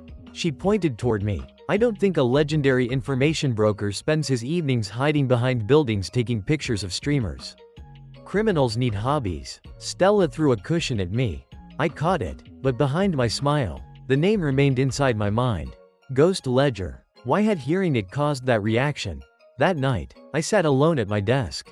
In front of me were everything I had collected about Rita's stalker. Copies of anonymous letters, screenshots of strange messages, dates of suspicious gifts, locations where Rita had noticed someone following her, the accident, the shadow near the hospital, the unauthorized access to my medical records. I began arranging everything chronologically. Investigation board target: Rita Lauren's stalker. Known behavior: following Rita, sending anonymous messages, monitoring her movements, possibly monitoring Peter, possible access to Peter's medical information. I stared at the evidence. Somewhere inside all of this, there had to be a pattern. The stalker knew where Rita went. He knew when she would appear. And now, he knew when I was at the hospital. That meant I needed more information. Her schedule, her fan mail, people who had approached her, people who had access to her daily movements. I remembered Norman. As Rita's manager, he probably had records of suspicious fans and threatening messages. He could help me narrow down the suspects. I opened a fresh page in my notebook. At the top, I wrote, "Find the stalker." Then beneath it, "Protect Rita. Find out why he's targeting me." I looked out the dark window. For a moment, I thought I saw someone standing across the street. I immediately stood, but when I looked again, there was nobody there. The system appeared. New investigation objective: collect information about Rita Lauren's stalker. Recommended action: contact Rita's inner circle. Review fan records. Investigate suspicious followers. Identify behavioral patterns. I closed my notebook. The stalker had already been watching Rita for too long. Now he had made one mistake. He had involved me. I didn't care how many false names he used. I didn't care how many shadows he hid behind. I would follow every clue, investigate every suspect, and uncover every secret necessary. Sooner or later, I would find him. My phone vibrated before sunrise. Mary had sent one message. "Come to the amusement park today. Don't refuse." I stared at the screen. No explanation, no group name, no mention of anyone else. Was Mary asking me on a date?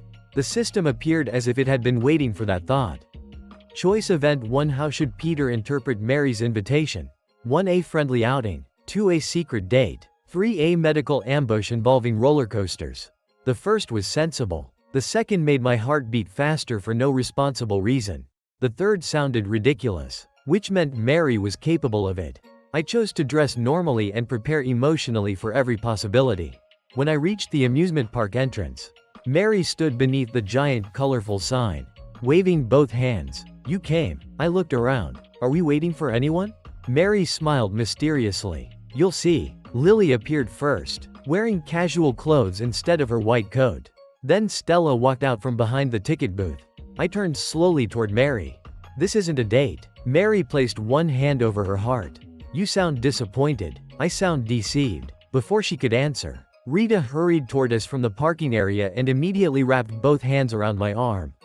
"Peter, sorry I'm late." My entire body stiffened. Behind her, Norman carried her bag and checked the surrounding crowd with the calm attention of a responsible manager. Mary's smile became thinner. Stella stared at Rita's hands. Even Lily's eyes paused on my arm for a second longer than necessary. The system appeared. Relationship event: Rita Lauren initiated physical closeness. Mary Jean, jealousy +2 Stella Evans, jealousy +3 Lily Carter, emotional fluctuation detected. Rita noticed everyone looking and slowly released me. I was only greeting him. Mary nodded. "Of course. Both arms are essential for a proper greeting." Stella crossed her arms. "Some people use words." Rita smiled sweetly. Some people arrive early enough to use them. I looked toward Norman for help. He simply adjusted his tablet. I manage schedules. Peter. Not emotional disasters. A movement near the side entrance caught my attention. Camilla stood beside a vending machine. Watching the park map, I walked toward her. Camilla? She turned without surprise. You're here with a large group. The others followed me, their curiosity arriving before their footsteps. Mary looked between us. You know her? She's my new neighbor. I explained. Camilla Stone. Mary's eyes immediately brightened. A mysterious new neighbor? Camilla glanced at me. Is she always like this? Yes. No. Mary answered at the same time. Choice Event 2. How should Peter explain his relationship with Camilla? 1. We've only spoken twice. 2. She invited me into a locked room. 3. Her relationship status is encrypted. The first was safe. The second was true but criminally incomplete. The third would require explaining the system. We've only spoken twice. Camilla calmly added. One of those conversations happened alone in my house. Mary's mouth opened. Stella looked at me slowly. Rita blinked. Lily raised an eyebrow. Camilla had turned one harmless fact into a social explosion without changing her expression. Mary smiled. Camilla, you had to join us. Camilla looked ready to refuse. Then her eyes moved toward Norman. Rita and finally me. All right. Norman purchased the remaining ticket while Mary announced the first attraction. The haunted house. Inside, Rita grabbed my sleeve whenever something moved. Stella insisted she wasn't frightened. Then nearly pushed me into a fake coffin when a skeleton dropped from the ceiling. Mary walked behind me and whispered, if someone screams and accidentally hugs you, does that count as medical contact? Lily replied from the darkness. No. Mary asked, what about emotional treatment? Also no. A costumed ghost jumped from behind a curtain. Mary immediately hugged my back. I need treatment. Stella pointed at her. That was deliberate. Mary released me with a proud smile. Prove it. Choice Event 3. How should Peter respond? 1. Protect Mary from the next ghost. 2. Stand beside Stella. 3. Hide behind Lily. Protecting Mary would reward the crime. Standing beside Stella might calm her jealousy. Hiding behind Lily would permanently destroy my dignity. I moved beside Stella. She tried to hide her smile. Afraid? I'm protecting you. From decorative skeletons? They looked organized. Later, everyone rode the giant wheel. Mary deliberately arranged the seats so Rita and Stella sat opposite me, while Lily and Camilla watched the resulting silence with completely different expressions. Rita offered me a piece of cotton candy. Stella offered me a drink at the same moment. Both waited. Choice Event 4. 1. Accept Rita's cotton candy. 2. Accept Stella's drink. 3. Ask Norman for emergency assistance. The first would increase sugar and jealousy. The second would reduce thirst and possibly start a war. The third was my only professional option. Norman, what should I choose? Norman looked up from Rita's schedule. Choose whichever creates less paperwork. That doesn't help. It helps me. I accepted the cotton candy. Then immediately drank from Stella's cup. Both girls looked satisfied. Mary leaned toward Lily. He's learning. Lily replied. He's surviving. By late afternoon, everyone moved toward the arcade. I stayed on a bench outside, watching them argue over a dancing game. For a few minutes, everything felt normal. Camilla sat beside me. You've continued investigating Rita's case. It wasn't a question. I looked at her. How do you know? You watch exits instead of attractions. You study strangers instead of enjoying yourself. I think her stalker accessed my medical records. Camilla's expression remained controlled. You are moving too quickly toward one conclusion. He follows Rita. Now he follows me. That may be true. Then help me understand what I'm missing. Camilla watched the others through the arcade window. After several seconds, she said, have you ever heard the name Ghost Ledger? My head tightened instantly, though the pain was weaker than before. Stella mentioned him. And what do you think? A criminal who convinced people he was useful. Camilla's eyes briefly softened. That is not entirely wrong. I turned toward her. You know him? Camilla remained silent long enough to become an answer. Then she lowered her voice. Ghost Ledger understood how secrets connect people.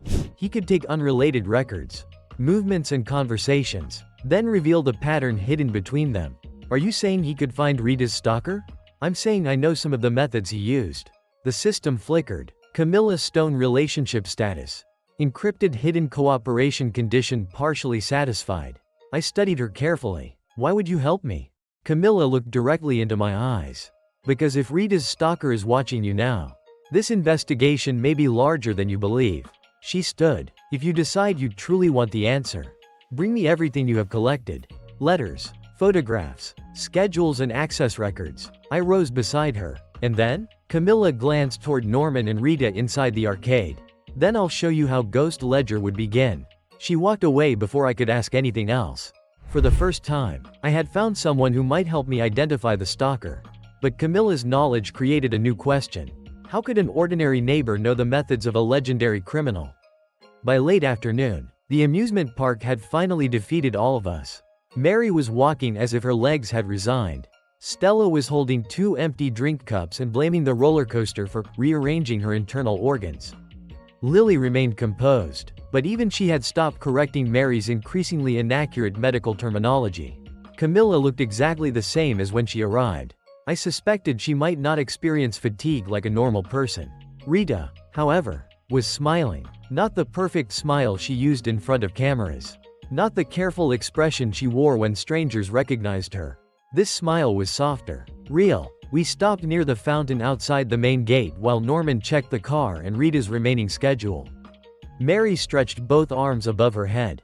I can no longer feel my legs. Lily replied, You've said that 4 times. I'm checking whether the diagnosis has changed. It hasn't. Stella looked at me. This was your fault. My fault? You agreed to every ride Mary suggested. I was under pressure. Mary placed a hand over her chest.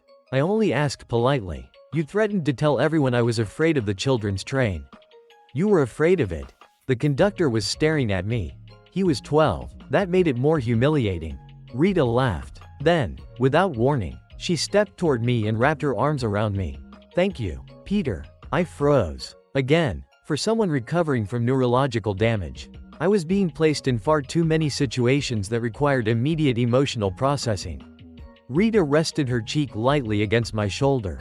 It's been a long time since I had this much fun. Her voice became quieter. Usually, when I go somewhere, I have to think about cameras, schedules, strangers and whether someone is watching me. But today felt normal. For a moment, no one joked. Then Mary spoke. How normal is this hug? Rita slowly looked toward her. Mary pointed at Rita's arms. 1 arm is friendship. 2 arms may require official classification. Stella crossed her arms. It has already exceeded the acceptable greeting duration. Lily glanced at her watch. Approximately 11 seconds. I looked at Lily. Were you timing it? For medical observation. That excuse is spreading. Rita finally released me, although her hands remained on my shoulders. Mary's eyes narrowed, still touching. Rita smiled sweetly. Are you jealous? No. Mary answered too quickly. Stella also answered. No. Lily said nothing. That was somehow more suspicious. Choice Event 1. How should Peter respond to Rita's hug? 1. Hug Rita back. 2. Thank her politely. 3. Ask whether everyone needs a turn. The first might start a war. The second was emotionally responsible. The third could turn the park entrance into a queue system. I chose the second. I'm glad you enjoyed today. Rita looked pleased. Mary leaned closer. That was very safe. I'm trying to survive. Stella pointed toward my shoulder. She left something on your shirt. I immediately looked down. What? Rita's face changed. Mary moved closer. Lipstick? I didn't kiss him. Then what touched him? My face. Stella stared at Rita. Which part? Rita blinked. My cheek. Mary whispered dramatically. The investigation deepens. I wiped my shoulder. There was nothing there. Stella smiled. I was joking. I looked at her in disbelief. Mary nodded approvingly. She's learning. Lily added. Peter's stress response remains healthy. Why is everyone testing me? Because you react honestly. Camilla said. I looked at her. That did not sound like a compliment. It wasn't entirely an insult. Norman returned from the parking area. The car is ready. Rita nodded, then turned toward everyone. We should do this again. Mary raised her hand. Next time. Swimming pool. I immediately objected. No. Mary looked innocent. Why? Because I know where this conversation will go. Stella tilted her head. What conversation? Mary counted on her fingers. Swimsuits. Changing rooms. Who accidentally enters the wrong door? Lily interrupted. We are not planning that today. Mary smiled. Doctor's orders? Yes. Mary looked at me. Maybe next week. I decided not to respond. Some traps became stronger when acknowledged. One by one, everyone began saying goodbye. Lily reminded me not to ignore my headache. Stella warned me to message her when I reached home, even though we lived close enough for her to notice the lights in my house. Mary pointed at me and said, "Do not secretly visit another doctor without inviting us." Why would I invite everyone to a neurological examination? So we can verify where they touch you. Lily closed her eyes. I regret coming. Camilla gave me only a brief glance before walking toward the side street. Her expression seemed to say she expected to see me again soon. Rita was about to leave when Norman approached me carrying a thick folder. "I prepared what you requested." I accepted it. Inside were printed screenshots, photographs, fan account lists, delivery records and several copies of Rita's schedules. "You collected all this?" Over the last year, Norman's expression became serious. I should have taken the situation more seriously sooner. There are suspicious donations, blocked accounts, threatening comments and people who appeared repeatedly at public events. He pointed towards several marked sections. "These are the ones I believe deserve attention first." I looked through the pages. Norman had organized everything by date, location and level of concern. It was far more detailed than I expected. "Thank you. You're the one helping us." His eyes moved toward Rita, who was waiting near the car. "She acts as if this doesn't frighten her. But it does." His voice carried genuine concern. "Please do everything you can to find this person." I nodded. "I will." Norman placed a hand on my shoulder. "I'm grateful, Peter." Then he returned to Rita. As I watched him open the car door for her and check the surrounding area, I couldn't help thinking how much he cared about her. He remembered everything she forgot. He handled her work. He watched the crowd. He collected evidence. Without Norman, Rita's life would be far more difficult. He seemed like a good man. A responsible man. Someone I could trust. That night, my bedroom floor disappeared beneath paper. Fan lists covered the desk. Photographs were arranged beside printed messages. Rita's schedules were spread across the bed. I connected dates, locations and usernames. Some fans appeared repeatedly. Several gifts arrived shortly after live streams. 2 blocked accounts had been created using similar email patterns. But none of it formed a complete answer. I opened Norman's highlighted suspect list. Most of the names were outsiders.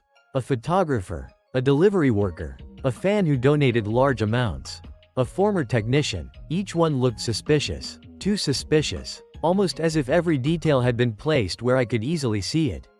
I compared the public schedules with the dates in the anonymous messages. One message mentioned Rita arriving late at a private studio. That change had never been posted publicly. I checked another page. A photograph had been taken near a service entrance that Rita used only after an event was relocated. How did the stalker know? I continued. One threatening message arrived before the public announcement of a cancelled stream. Another referred to the color of a dress Rita had not yet worn online. My fingers stopped. No way. I checked the date again. Then the schedule. Then the list of people who could access it. Something felt wrong. The evidence Norman gave me was useful. Very useful. But the more carefully I read it, the less I understood the person who had prepared it. One record was missing a page number. A delivery log ended one day too early. A private schedule had been placed among public ones. Was that an accident? Or had I misunderstood something? I leaned back and pressed both hands against my temples. Who are you? The question was directed at the stalker. At least, that was what I told myself. The system appeared. Investigation analysis observed pattern. The stalker possesses information unavailable to ordinary fans. Possible conclusion. The stalker has access to private schedules or internal communication. Confidence level. Insufficient. Recommendation. Seek advanced pattern analysis. I looked toward the folder again. A thought had entered my mind. I rejected it immediately. Impossible. But I could not remove it completely. I needed someone who understood hidden patterns better than I did. Someone who had already offered to help. Camilla. The lights in Camilla's house were on when I arrived. I had barely raised my hand before the door opened. Camilla stood there wearing a loose dark shirt and holding a cup of tea. "You're late." I looked at the time. "It's 9:30. I expected you at 9. "You expected me? You spent the afternoon pretending not to be distracted." She stepped aside. "I assumed the documents would eventually defeat your pride." I entered. Camilla closed the door behind me. The click sounded louder than it should have. I held up Norman's folder. I found something strange. You found several strange things. How do you know? Because you came here carrying enough paper to open a small government office. She pointed toward the table. Put it down. I began spreading the documents across the surface. Camilla sat across from me. Her eyes moved through the pages quickly. Too quickly. After less than a minute, she selected 3 records: a private entrance, a rescheduled studio, a cancelled broadcast. I stared at her. I spent hours finding that pattern. You were distracted by the suspects highlighted for you. Her finger tapped Norman's list. Someone wanted your attention directed toward people outside Rita's professional circle. I looked at the paper. Are you saying the person who prepared this list? I'm saying you should investigate information, not personalities. Her tone remained calm. Trust makes evidence comfortable. Comfortable evidence is dangerous. I sat opposite her. That sounds like something Ghost Ledger would say. Camilla's eyes lifted toward mine. Perhaps. Choice Event 2. What should Peter ask Camilla? 1. Did Ghost Ledger teach you? 2. Were you his partner? 3. Did you date a legendary criminal? The first was logical. The second was dangerous. The third would probably cause an entirely different investigation. I chose the first. Did Ghost Ledger teach you? No. Then how do you know his methods? Camilla leaned back. You still think investigations begin with suspects, don't they? They begin with access. She placed 3 schedules side by side. Who knew Rita would use the private entrance? Her staff. Who knew the studio change? Her team. Who knew the broadcast was cancelled before the announcement? I paused. Someone close to her. Camilla nodded. The stalker is not merely following Rita. He is receiving information from inside her life. Or he is already inside it. A chill passed through me. The conclusion seemed obvious now that she had said it, but I still could not make myself accept the next thought forming in my mind. I looked at the papers again. Why didn't I see this earlier? Because someone gave you names before you asked the correct question. Her answer struck harder than expected. I looked at her. That is exactly how Ghost Ledger operated, isn't it? Camilla said nothing. I pushed further. You know how he selected evidence. You know how he avoided false suspects. You even know the phrases he used. Camilla raised her tea. You're becoming observant. Stop avoiding the question. She took a sip. Which question? Why do you know so much about Ghost Ledger? Camilla placed the cup down. The room became quiet. Choice Event 3. How should Peter confront Camilla? 1. Ask whether she worked for Ghost Ledger. 2. Ask whether she is protecting him. 3. Move closer and demand the truth. The first might produce another partial answer. The second assumed he was still active. The third sounded dramatic. But I had already come too far to retreat politely. I stood and moved around the table. Camilla remained seated. I stopped in front of her. Tell me the truth. She looked up. We were close enough that I could see my own reflection in her eyes. Camilla slowly stood. Now the distance between us became uncomfortably small. Is this how you question every woman who helps you? No. Only your neighbors? Camilla, should I be concerned about where your hands are? I immediately looked down. One of my hands was resting on the table beside her waist. I pulled it back. That was not intentional. Of course. You're doing this to distract me. It worked. I stepped back. Camilla's lips curved slightly. I pointed toward the documents. Did you know Ghost Ledger personally?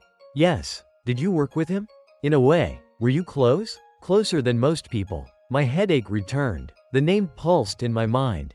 Ghost Ledger. Dark screens. Encrypted files. A woman's voice. Then emptiness. I pressed my fingers to my temple. Camilla noticed. For the first time, her confidence weakened, but only for a moment. I looked directly at her. Who are you? The system flickered violently. Identity query detected Camilla Stone relationship status. Encrypted historical data. Restricted warning. Verbal answer may not equal verified identity. I barely had time to read the final warning before the panel vanished. Camilla walked toward the window. Her back faced me. You wanted to know why I understand his methods? Yes. You wanted to know how I recognized the way he investigated? Yes. And you wanted to know why I offered to help you? She turned. Her expression was calm again. Too calm, because I did not merely study Ghost Ledger. I felt my pulse accelerate. Camilla held my gaze. I am Ghost Ledger. The room went silent. My headache exploded. A broken memory flashed through my mind. A dark room. 2 computer screens. My own hands moving across a keyboard. And someone saying, Ledger. They found us. The memory vanished before I could see the speaker. I stared at Camilla. She did not look away. The system appeared one final time. Critical identity claim claimant. Camilla Stone claim. I am Ghost Ledger. Verification status. Unknown. The next morning, Stella found me standing outside my house with dark circles beneath my eyes. She stared at me for 3 seconds. Then she took one step backward.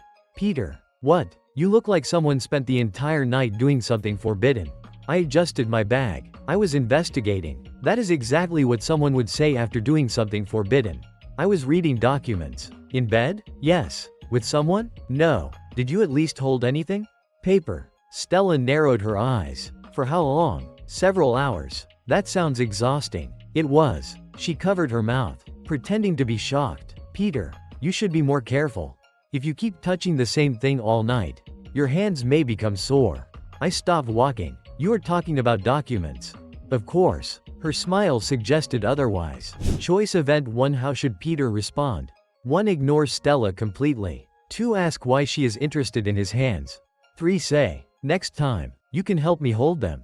The first was safest. The second would probably make the conversation worse. The third might create an entirely new category of misunderstanding. I chose silence. Stella walked beside me with a satisfied expression. After several seconds, she leaned closer and examined my face. Did you really stay awake all night? Yes. You should have called me. At 2 in the morning? I could have helped. With the investigation? With stopping you from looking like a criminal suspect. That sounds less helpful. She reached up and touched the skin beneath my eye. I instinctively pulled back. Stella froze. Then her eyes narrowed. Why did you move? You surprised me. Has someone else already touched your face recently? I remembered Lily holding my chin. That hesitation lasted half a second too long. Stella smiled dangerously. I knew it. You know nothing. I know a doctor has been placing her hands where they don't belong. She touched my chin. Stella nodded slowly. And where does your chin end? I stared at her. What kind of anatomical question is that? A very important one. The system appeared. Relationship event. Stella Evans is conducting an unauthorized jealousy examination. Recommended response. Survive until school. Fortunately, we reached the school gate before the interrogation became more dangerous. Unfortunately, Stella walked into the building still smiling. By lunchtime, I had almost convinced myself the day would become normal. Then someone wearing a cap, a mask and oversized sunglasses appeared at the classroom door carrying 2 lunchboxes. Several students immediately turned to look. The disguised woman lowered her glasses. Peter. I sighed. Rita. A wave of whispers moved through the classroom. Behind her stood Norman, dressed professionally and carrying a small bag. He smiled apologetically. I tried to convince her that entering a school dressed like a wanted celebrity would attract less attention if she did not carry homemade food. Rita looked at him. You said the disguise was good. I said it was better than last time. Stella, who had been sitting beside me, looked at the 2 lunchboxes. Why are there 2? Rita removed her mask. One for me, and the other? For Peter. The whispers grew louder. Rita walked directly toward me and placed the lunchbox on my desk. I made it this morning. I opened it carefully. Inside were neatly arranged rice, vegetables and fried chicken. You cooked this? Rita nodded proudly. I practiced. Norman quietly added. 3 attempts. Rita turned toward him. You weren't supposed to say that. The smoke alarm already announced it to the entire building. Several students laughed. Rita sat beside me. Close beside me. Far too close for a classroom filled with curious eyes. She picked up a piece of chicken with her chopsticks. Open your mouth. I froze. Across the table, Stella stopped moving. The entire classroom became silent. Even Norman looked surprised. Choice event 2. What should Peter do? 1. Accept the food. 2. Take the chopsticks himself. 3. Ask whether this is part of a public relationship announcement. The first would cause rumors. The second might hurt Rita's feelings. The third would destroy what remained of my peaceful school life. I chose the first. Rita fed me the chicken. The classroom erupted. Stella leaned toward me. So that's how it is. I swallowed. How it is? She feeds you in public. It was 1 piece of chicken. 1 piece is how every scandal begins. Rita smiled. Are you jealous? Stella crossed her arms. No. Her answer came too quickly. Rita picked up another piece. Stella immediately reached across the desk and took it from the chopsticks. I should inspect it for safety. She ate it. Rita stared at her. That was Peter's. I protected him. From chicken? From emotional contamination. Norman covered a smile with one hand. Then one of the students nearby whispered loudly enough for everyone to hear. Does she always feed him? Another student replied. Maybe they're dating. Rita's cheeks turned pink. She did not deny it. Stella noticed. I noticed Stella noticing. The situation was becoming unstable. Mary would have called it scientifically fascinating. Lily would have called it medically unnecessary. Norman stepped forward before the rumors could become worse. Everyone. Rita brought lunch because Peter has been helping her through a difficult situation. His tone was calm and friendly. There is no need to embarrass either of them. The students became quieter. Norman then looked toward me. Peter has acted responsibly and respectfully toward Rita. He deserves gratitude, not speculation. I looked at him with genuine appreciation. He had defended me without making Rita uncomfortable. Rita smiled at him. Thank you, Norman. He nodded. It's my job to protect both your career and your peace of mind. For a moment, I felt embarrassed that I had ever allowed strange doubts to enter my head. Norman had spent months protecting Rita. He had given me evidence. He had defended me in front of an entire classroom. A person hiding something would not behave so openly. Would he? Outside the classroom window, beyond the school fence, a figure in dark clothing stood beneath a tree. A camera lens briefly reflected the sunlight. Then the figure disappeared. No one inside noticed. After school, Rita waited near the gate. Norman stood beside her. Rita lifted her hand. Peter, do you have plans? I was going home. Then come shopping with me. Stella, who had been walking behind me, stopped. Shopping? Rita smiled. I need someone's opinion. You already have Norman. Norman shook his head. She refuses to accept my opinion when it involves clothing. Because you always choose practical things. Rita complained. Practical clothing prevents wardrobe emergencies. Stella looked at me. And what exactly will Peter be choosing? Rita's smile became suspiciously sweet. Whatever looks good on me. I suddenly understood danger. Choice Event 3. How should Peter respond? 1. Agree immediately. 2. Ask Stella to join. 3. Pretend to receive an emergency call. The first was dangerous. The second might transform shopping into a competitive event. The third required acting skills I did not possess. I'll go. Stella stared at me. That answer came quickly. I'm being helpful. Of course. She stepped closer and adjusted my collar. If she asks you to wait outside a changing room, keep your eyes facing forward. Why? Because curtains can move. Rita covered her mouth to hide a laugh. Norman sighed. I am beginning to understand why Peter always looks tired. The shopping district was crowded. Norman remained several steps behind us, monitoring the surroundings while answering calls about Rita's schedule. Rita moved from store to store with far more energy than anyone should possess after an entire day of school and work.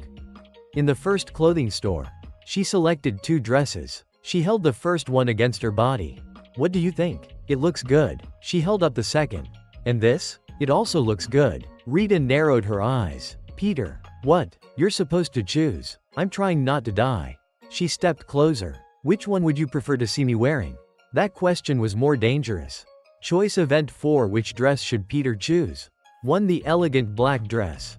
2. The soft white dress. 3. Say both would look better on the floor. The third option appeared so suddenly that I suspected the system had been corrupted by Mary.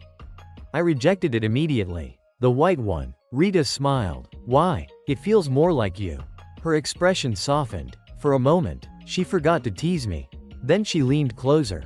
If I wore it on a date, would you look at me? I'm looking at you now. Rita's cheeks turned pink. Norman cleared his throat behind us. Rita, the changing room is in the other direction. She quickly stepped away. I knew that. Inside the next store, Rita picked up a bag, a hat and several accessories.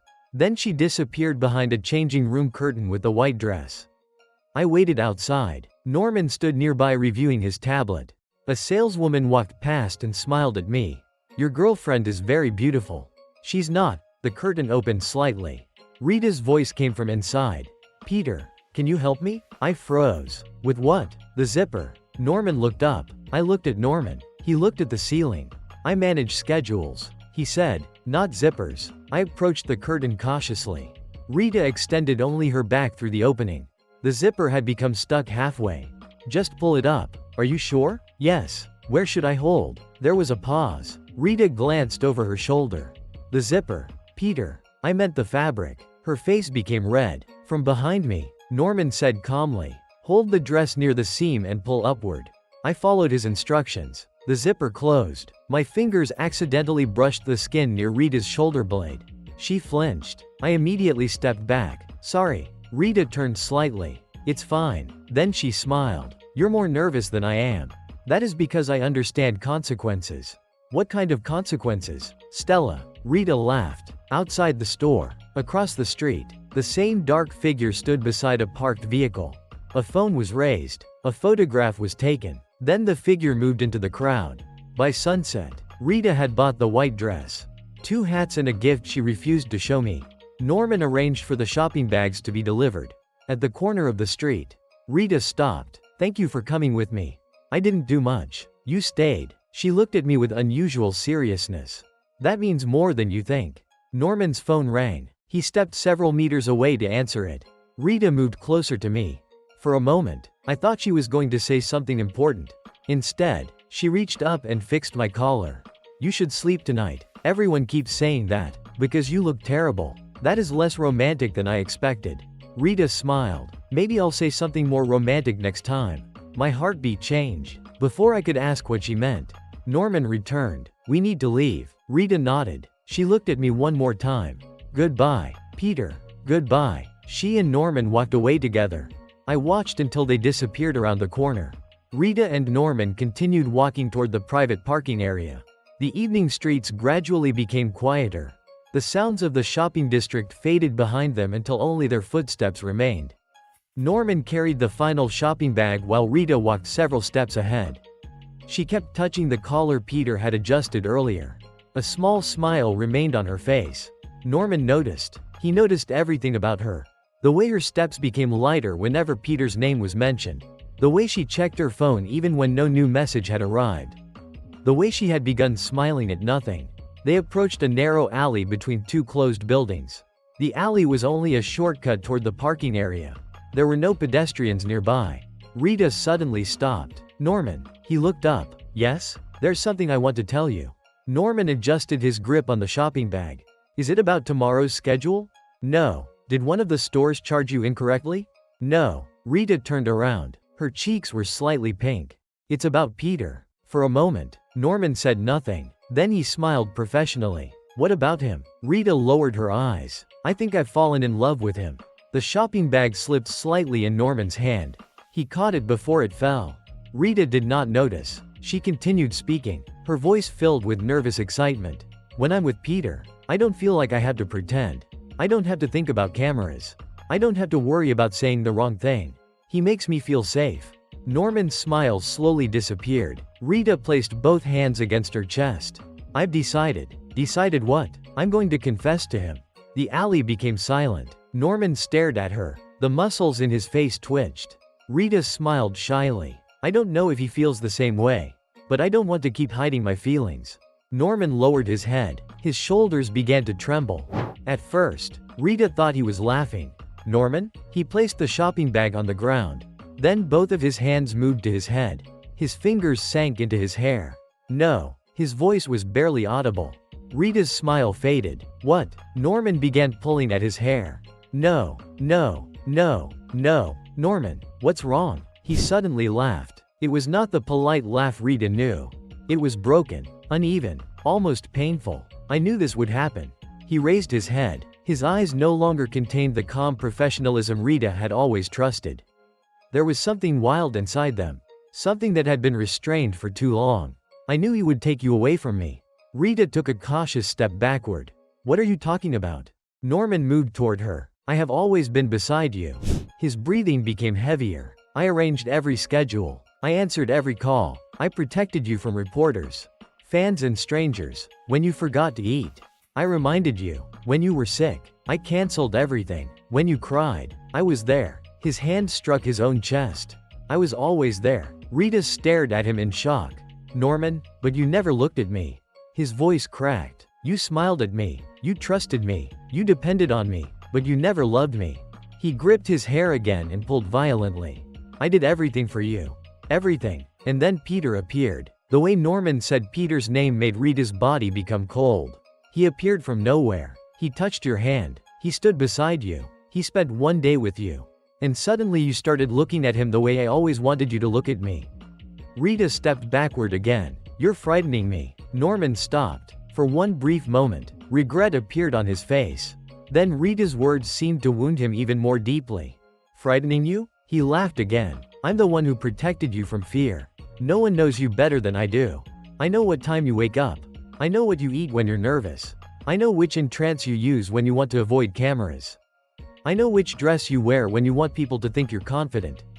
Rita's breathing stopped. Those were details she had never told him directly. Some of them were details no manager should have known. Norman continued. I know when you turn off your bedroom light. I know when you stand at the window. I know when you pretend you aren't afraid. Rita's face became pale. Norman, he moved closer. She backed away until her shoulder touched the wall. Why do you know those things? Norman stared at her. His expression twisted between love, jealousy and anger. Because I'm always watching you. Rita's eyes widened. A memory returned to her. The anonymous photographs. The gifts left without names. The messages describing private moments. The shadow outside her home.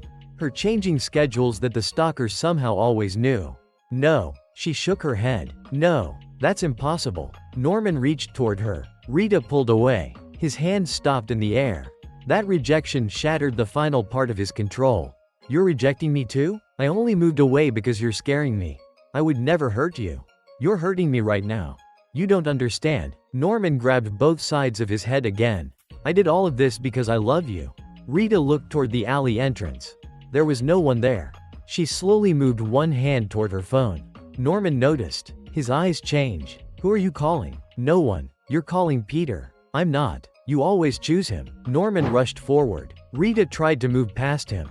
He grabbed her wrist. Let me go. Listen to me. You're hurting me. Rita struggled, and Norman released her wrist only to shove her backward.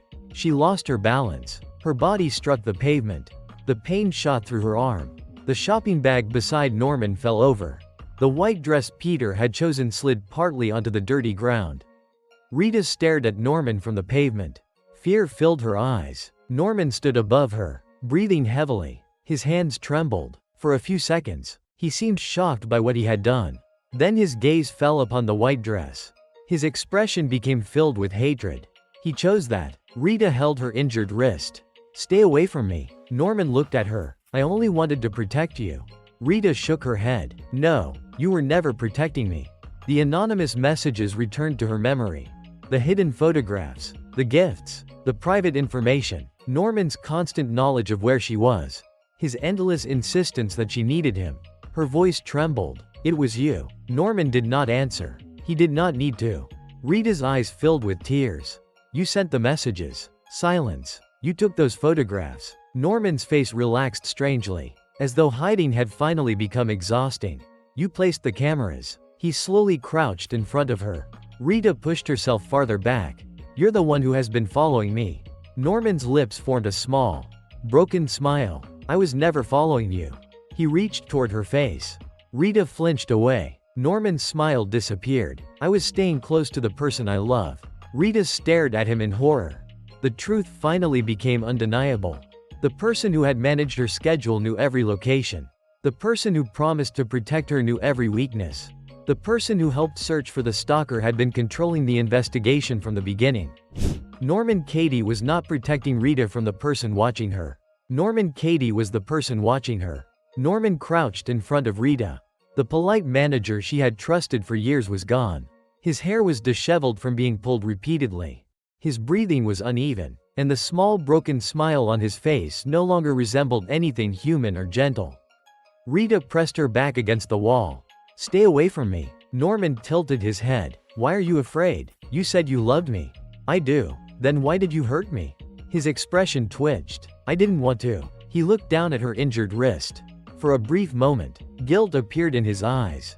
Then his gaze fell upon the white dress lying on the ground. The dress Peter had chosen.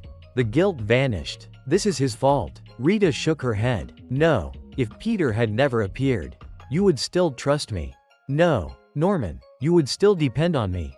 You deceived me. I protected you. You watched me. I watched over you. That isn't the same thing.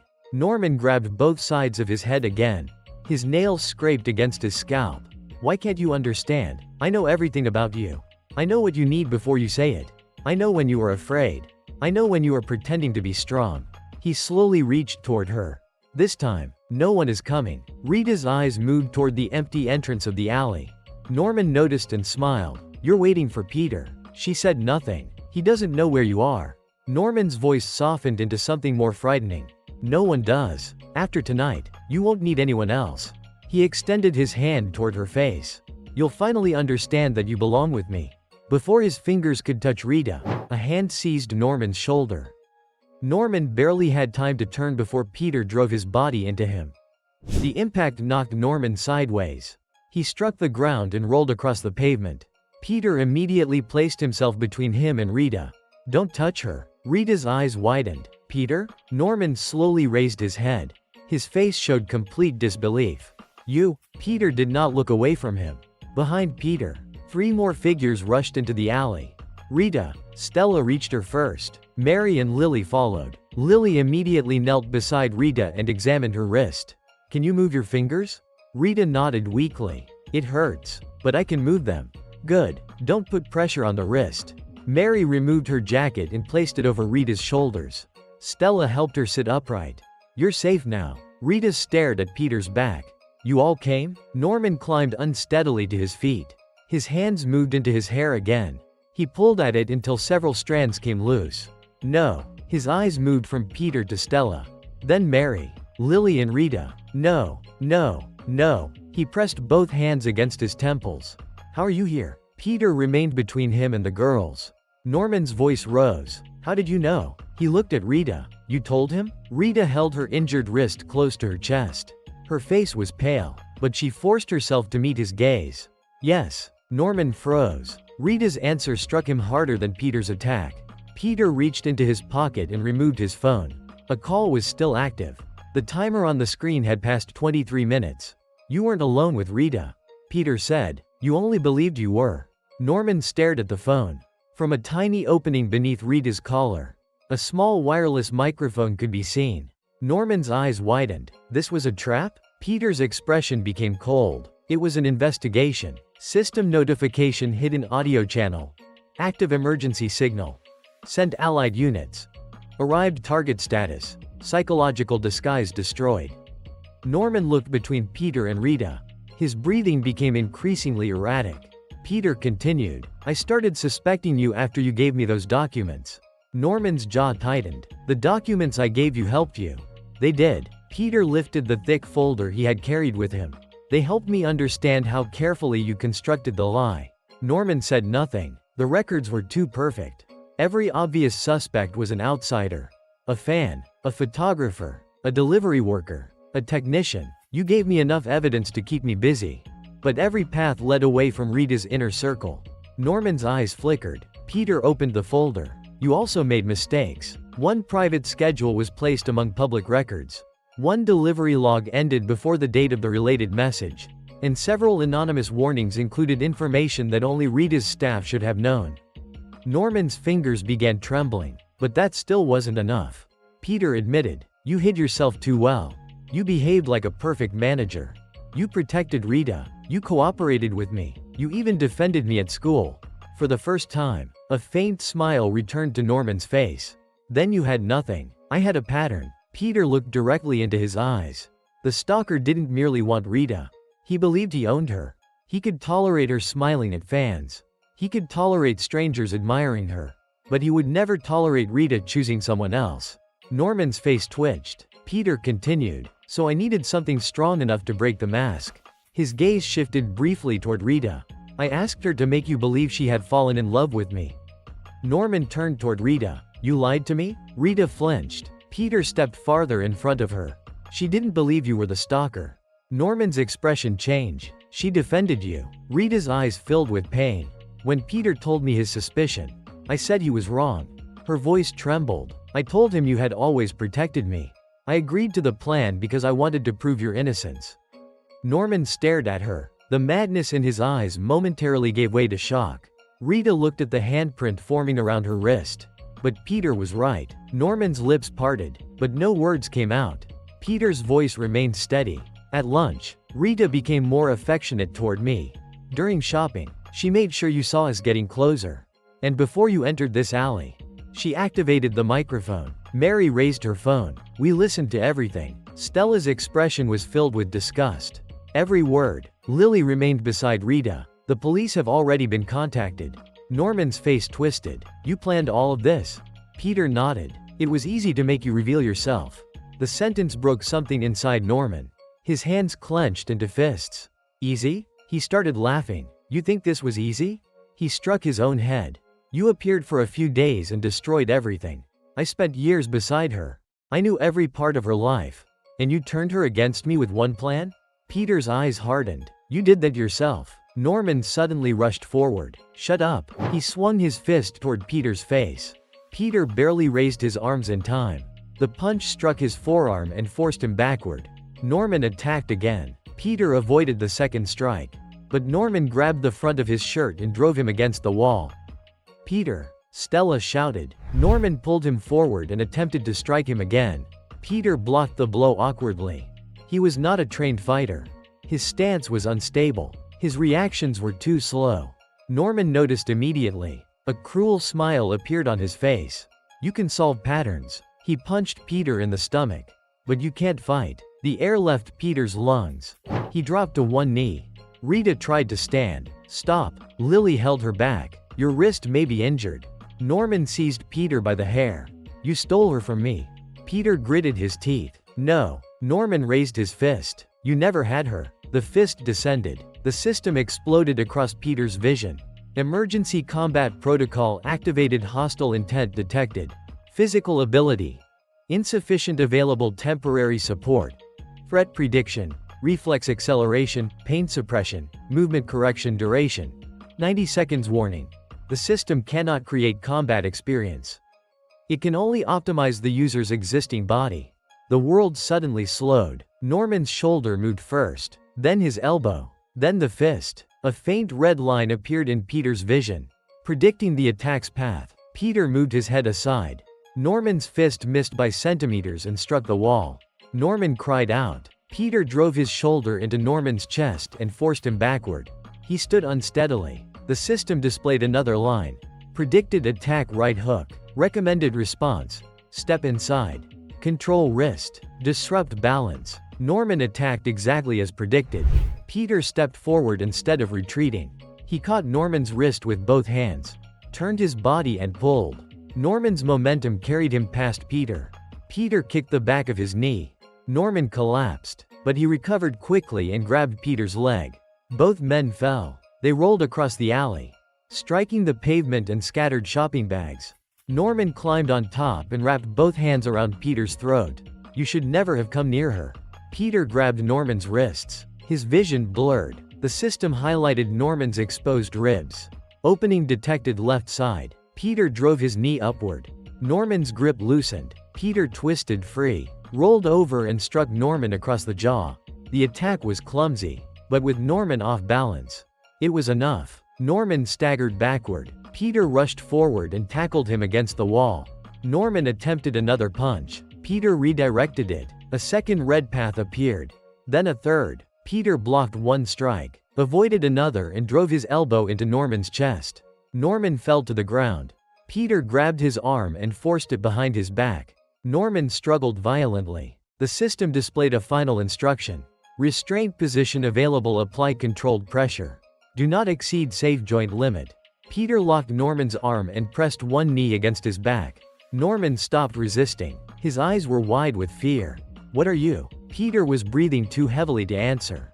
The combat timer reached 0.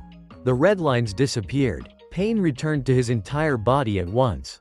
His arms shook. His ribs burned. But he did not release Norman. Mary stared at him. Since when can you do that? Peter looked at his own hands. I'm not sure. Stella glanced at the cracked wall and then at Norman. That answer is becoming very common around you. Rita remained silent. Her eyes never left Peter. Peter tightened his grip slightly. Norman. Norman laughed weakly against the ground. You won. This isn't over. Peter leaned closer. Rita's accident. Norman's laughter stopped. Were you responsible? Norman turned his head as far as Peter's hold allowed. What? The car that almost killed her. Peter's voice became harder. Did you arrange it? Norman stared at him. No, don't lie. I'm not lying. Peter increased the pressure on his arm. Norman cried out. Was there someone helping you? No. Who was your accomplice? I didn't have one. Peter froze. Norman's voice became desperate. The messages were mine. The photographs were mine. The tracking devices were mine. I followed Rita. I watched her. But I had nothing to do with that car. Peter searched his face. There was fear, obsession, hatred, but he could not find deception. Norman continued. I thought the accident was random. I stayed at the hospital because I was afraid she would die. I would never let a vehicle hit her. His voice cracked. I love her. Peter's grip loosened slightly. No accomplice. No connection to the accident. Then what had happened that night? A sharp pain pierced Peter's skull. The alley vanished. For an instant, he saw headlights, rain across a windshield, Rita turning toward him, a vehicle accelerating, but something was wrong with the angle. The car had not turned toward Rita. It had corrected its direction after Peter moved. A distorted voice echoed through the memory. Target confirmed. Peter's breathing stopped. Peter? Stella called. Another fragment appeared. A dark vehicle. A masked driver. Rita being thrown aside. Peter standing directly in the path of the headlights. The car had not been aimed at Rita. It had been aimed at him. Peter's grip on Norman weakened. Norman felt it. His frightened expression disappeared. One of his hands slowly moved toward the inside of his jacket.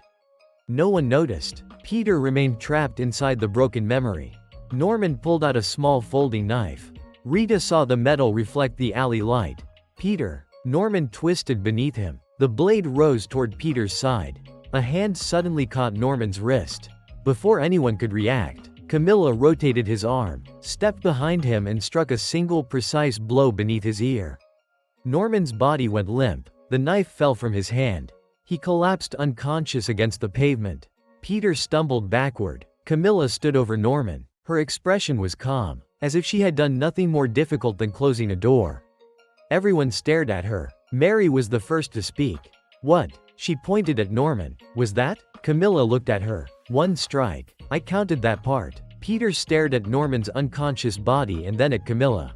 You knocked him out. He had a knife. With one hit. You were taking too long. Stella narrowed her eyes. How did you know where to hit him? Camilla bent down and kicked the knife away. Anatomy. Lily looked at her. I'm a doctor. Camilla met her eyes. Then you know I'm correct. Sirens echoed from the end of the street. Red and blue light reflected against the buildings. Several police officers entered the alley. They quickly restrained Norman and moved everyone away from him. An officer began speaking with Rita while another collected the knife, microphone and scattered evidence. Norman slowly regained consciousness as his hands were placed in cuffs. His eyes immediately searched for Rita. She stood behind Peter, Stella, Mary and Lily. For the first time, Norman could not reach her. Rita. She flinched. Peter moved in front of her. Norman struggled against the officers. I love you. Rita's eyes filled with tears. No. Her voice was quiet but clear. You loved possessing me. The officers pulled Norman away. He continued shouting her name until the police vehicle door closed. Silence returned to the alley. Lily checked Rita's wrist again. It may only be a sprain, but you need an X-ray. Mary kept one arm around Rita. Stella looked at Peter's bruised face. And you need to stop treating serious injuries like a hobby. I'm fine. You were strangled. I've had worse headaches. That does not make it better. Camilla stood several steps away. Peter looked at her. Her movements had been too precise. Her timing had been perfect. She had appeared exactly when Norman revealed the knife. Just as she had expected Peter to visit her the previous night. Just as she understood every method associated with Ghost Ledger. I am Ghost Ledger. Her confession returned to him. But another memory followed. 2 screens in a dark room. His hands moving across a keyboard. A woman's voice calling out, Ledger. They found us. Peter looked toward the street. The pieces of the accident rearranged themselves in his mind. The direction of the car. The timing of the acceleration. The position in which Rita had been struck. Rita had not been the center of its path. She had moved toward him. She had been injured because she stood between Peter and the vehicle. The accident. Everyone looked at him. Peter's voice became faint. That car wasn't trying to hit Rita. Rita stared at him. What? It was aiming at me. Another wave of pain struck his head. Peter stumbled. Stella caught his arm. Peter? The dark figure outside the hospital. The camera near the amusement park. The shadow outside the school. The person following them during shopping. Maybe those people had never been watching Rita. Maybe Rita was only the visible distraction. Peter looked directly at Camilla. If Norman was the only person stalking Rita, Camilla's expression became serious. Then who were the other people following us? No one answered. Peter's vision shook. The system appeared, but its words were corrupted. Identity conflict. Camilla Stone claimed identity, ghost ledger, historical identity, external pursuit detected. Primary target. Peter Reed. Objective. Peter pressed both hands against his head. His skull felt as though it were splitting apart. If Camilla was Ghost Ledger, then who was he? Why did he remember Ghost Ledger's screens? Who had tried to kill him? Who were the people continuing to watch him? And what did they believe he possessed? Camilla moved toward him. Peter, don't force the memory. He looked at her through blurred vision. You knew. Her eyes widened slightly. You knew they were targeting me. Peter, what are they looking for? His legs lost strength. Stella caught one side of him. Mary rushed forward and caught the other. Peter. Lily placed a hand against his neck. His pulse is too fast. Rita tried to move toward him despite her injured wrist. Is he okay? Camilla reached Peter first. She held his face between her hands. Listen to my voice. But her words became distant. The final thing Peter saw was the fear in Camilla's eyes. Not fear for herself. Fear that Peter was beginning to remember. The system flashed one last message. Memory seal failure. 12% warning. The real hunters have confirmed the target. Peter lost consciousness. Peter. The voices of Stella, Rita, Mary and Lily overlapped as darkness swallowed him. Camilla held him before his head could strike the ground. She looked toward the roof of the building across the alley. For a fraction of a second, a red light blinked in the darkness. A camera. Watching them, Camilla's expression turned cold. They found him. That's all for today's video. Don't forget to like, share, and subscribe to support Onichan in future videos. Thank you so much for watching. Much love.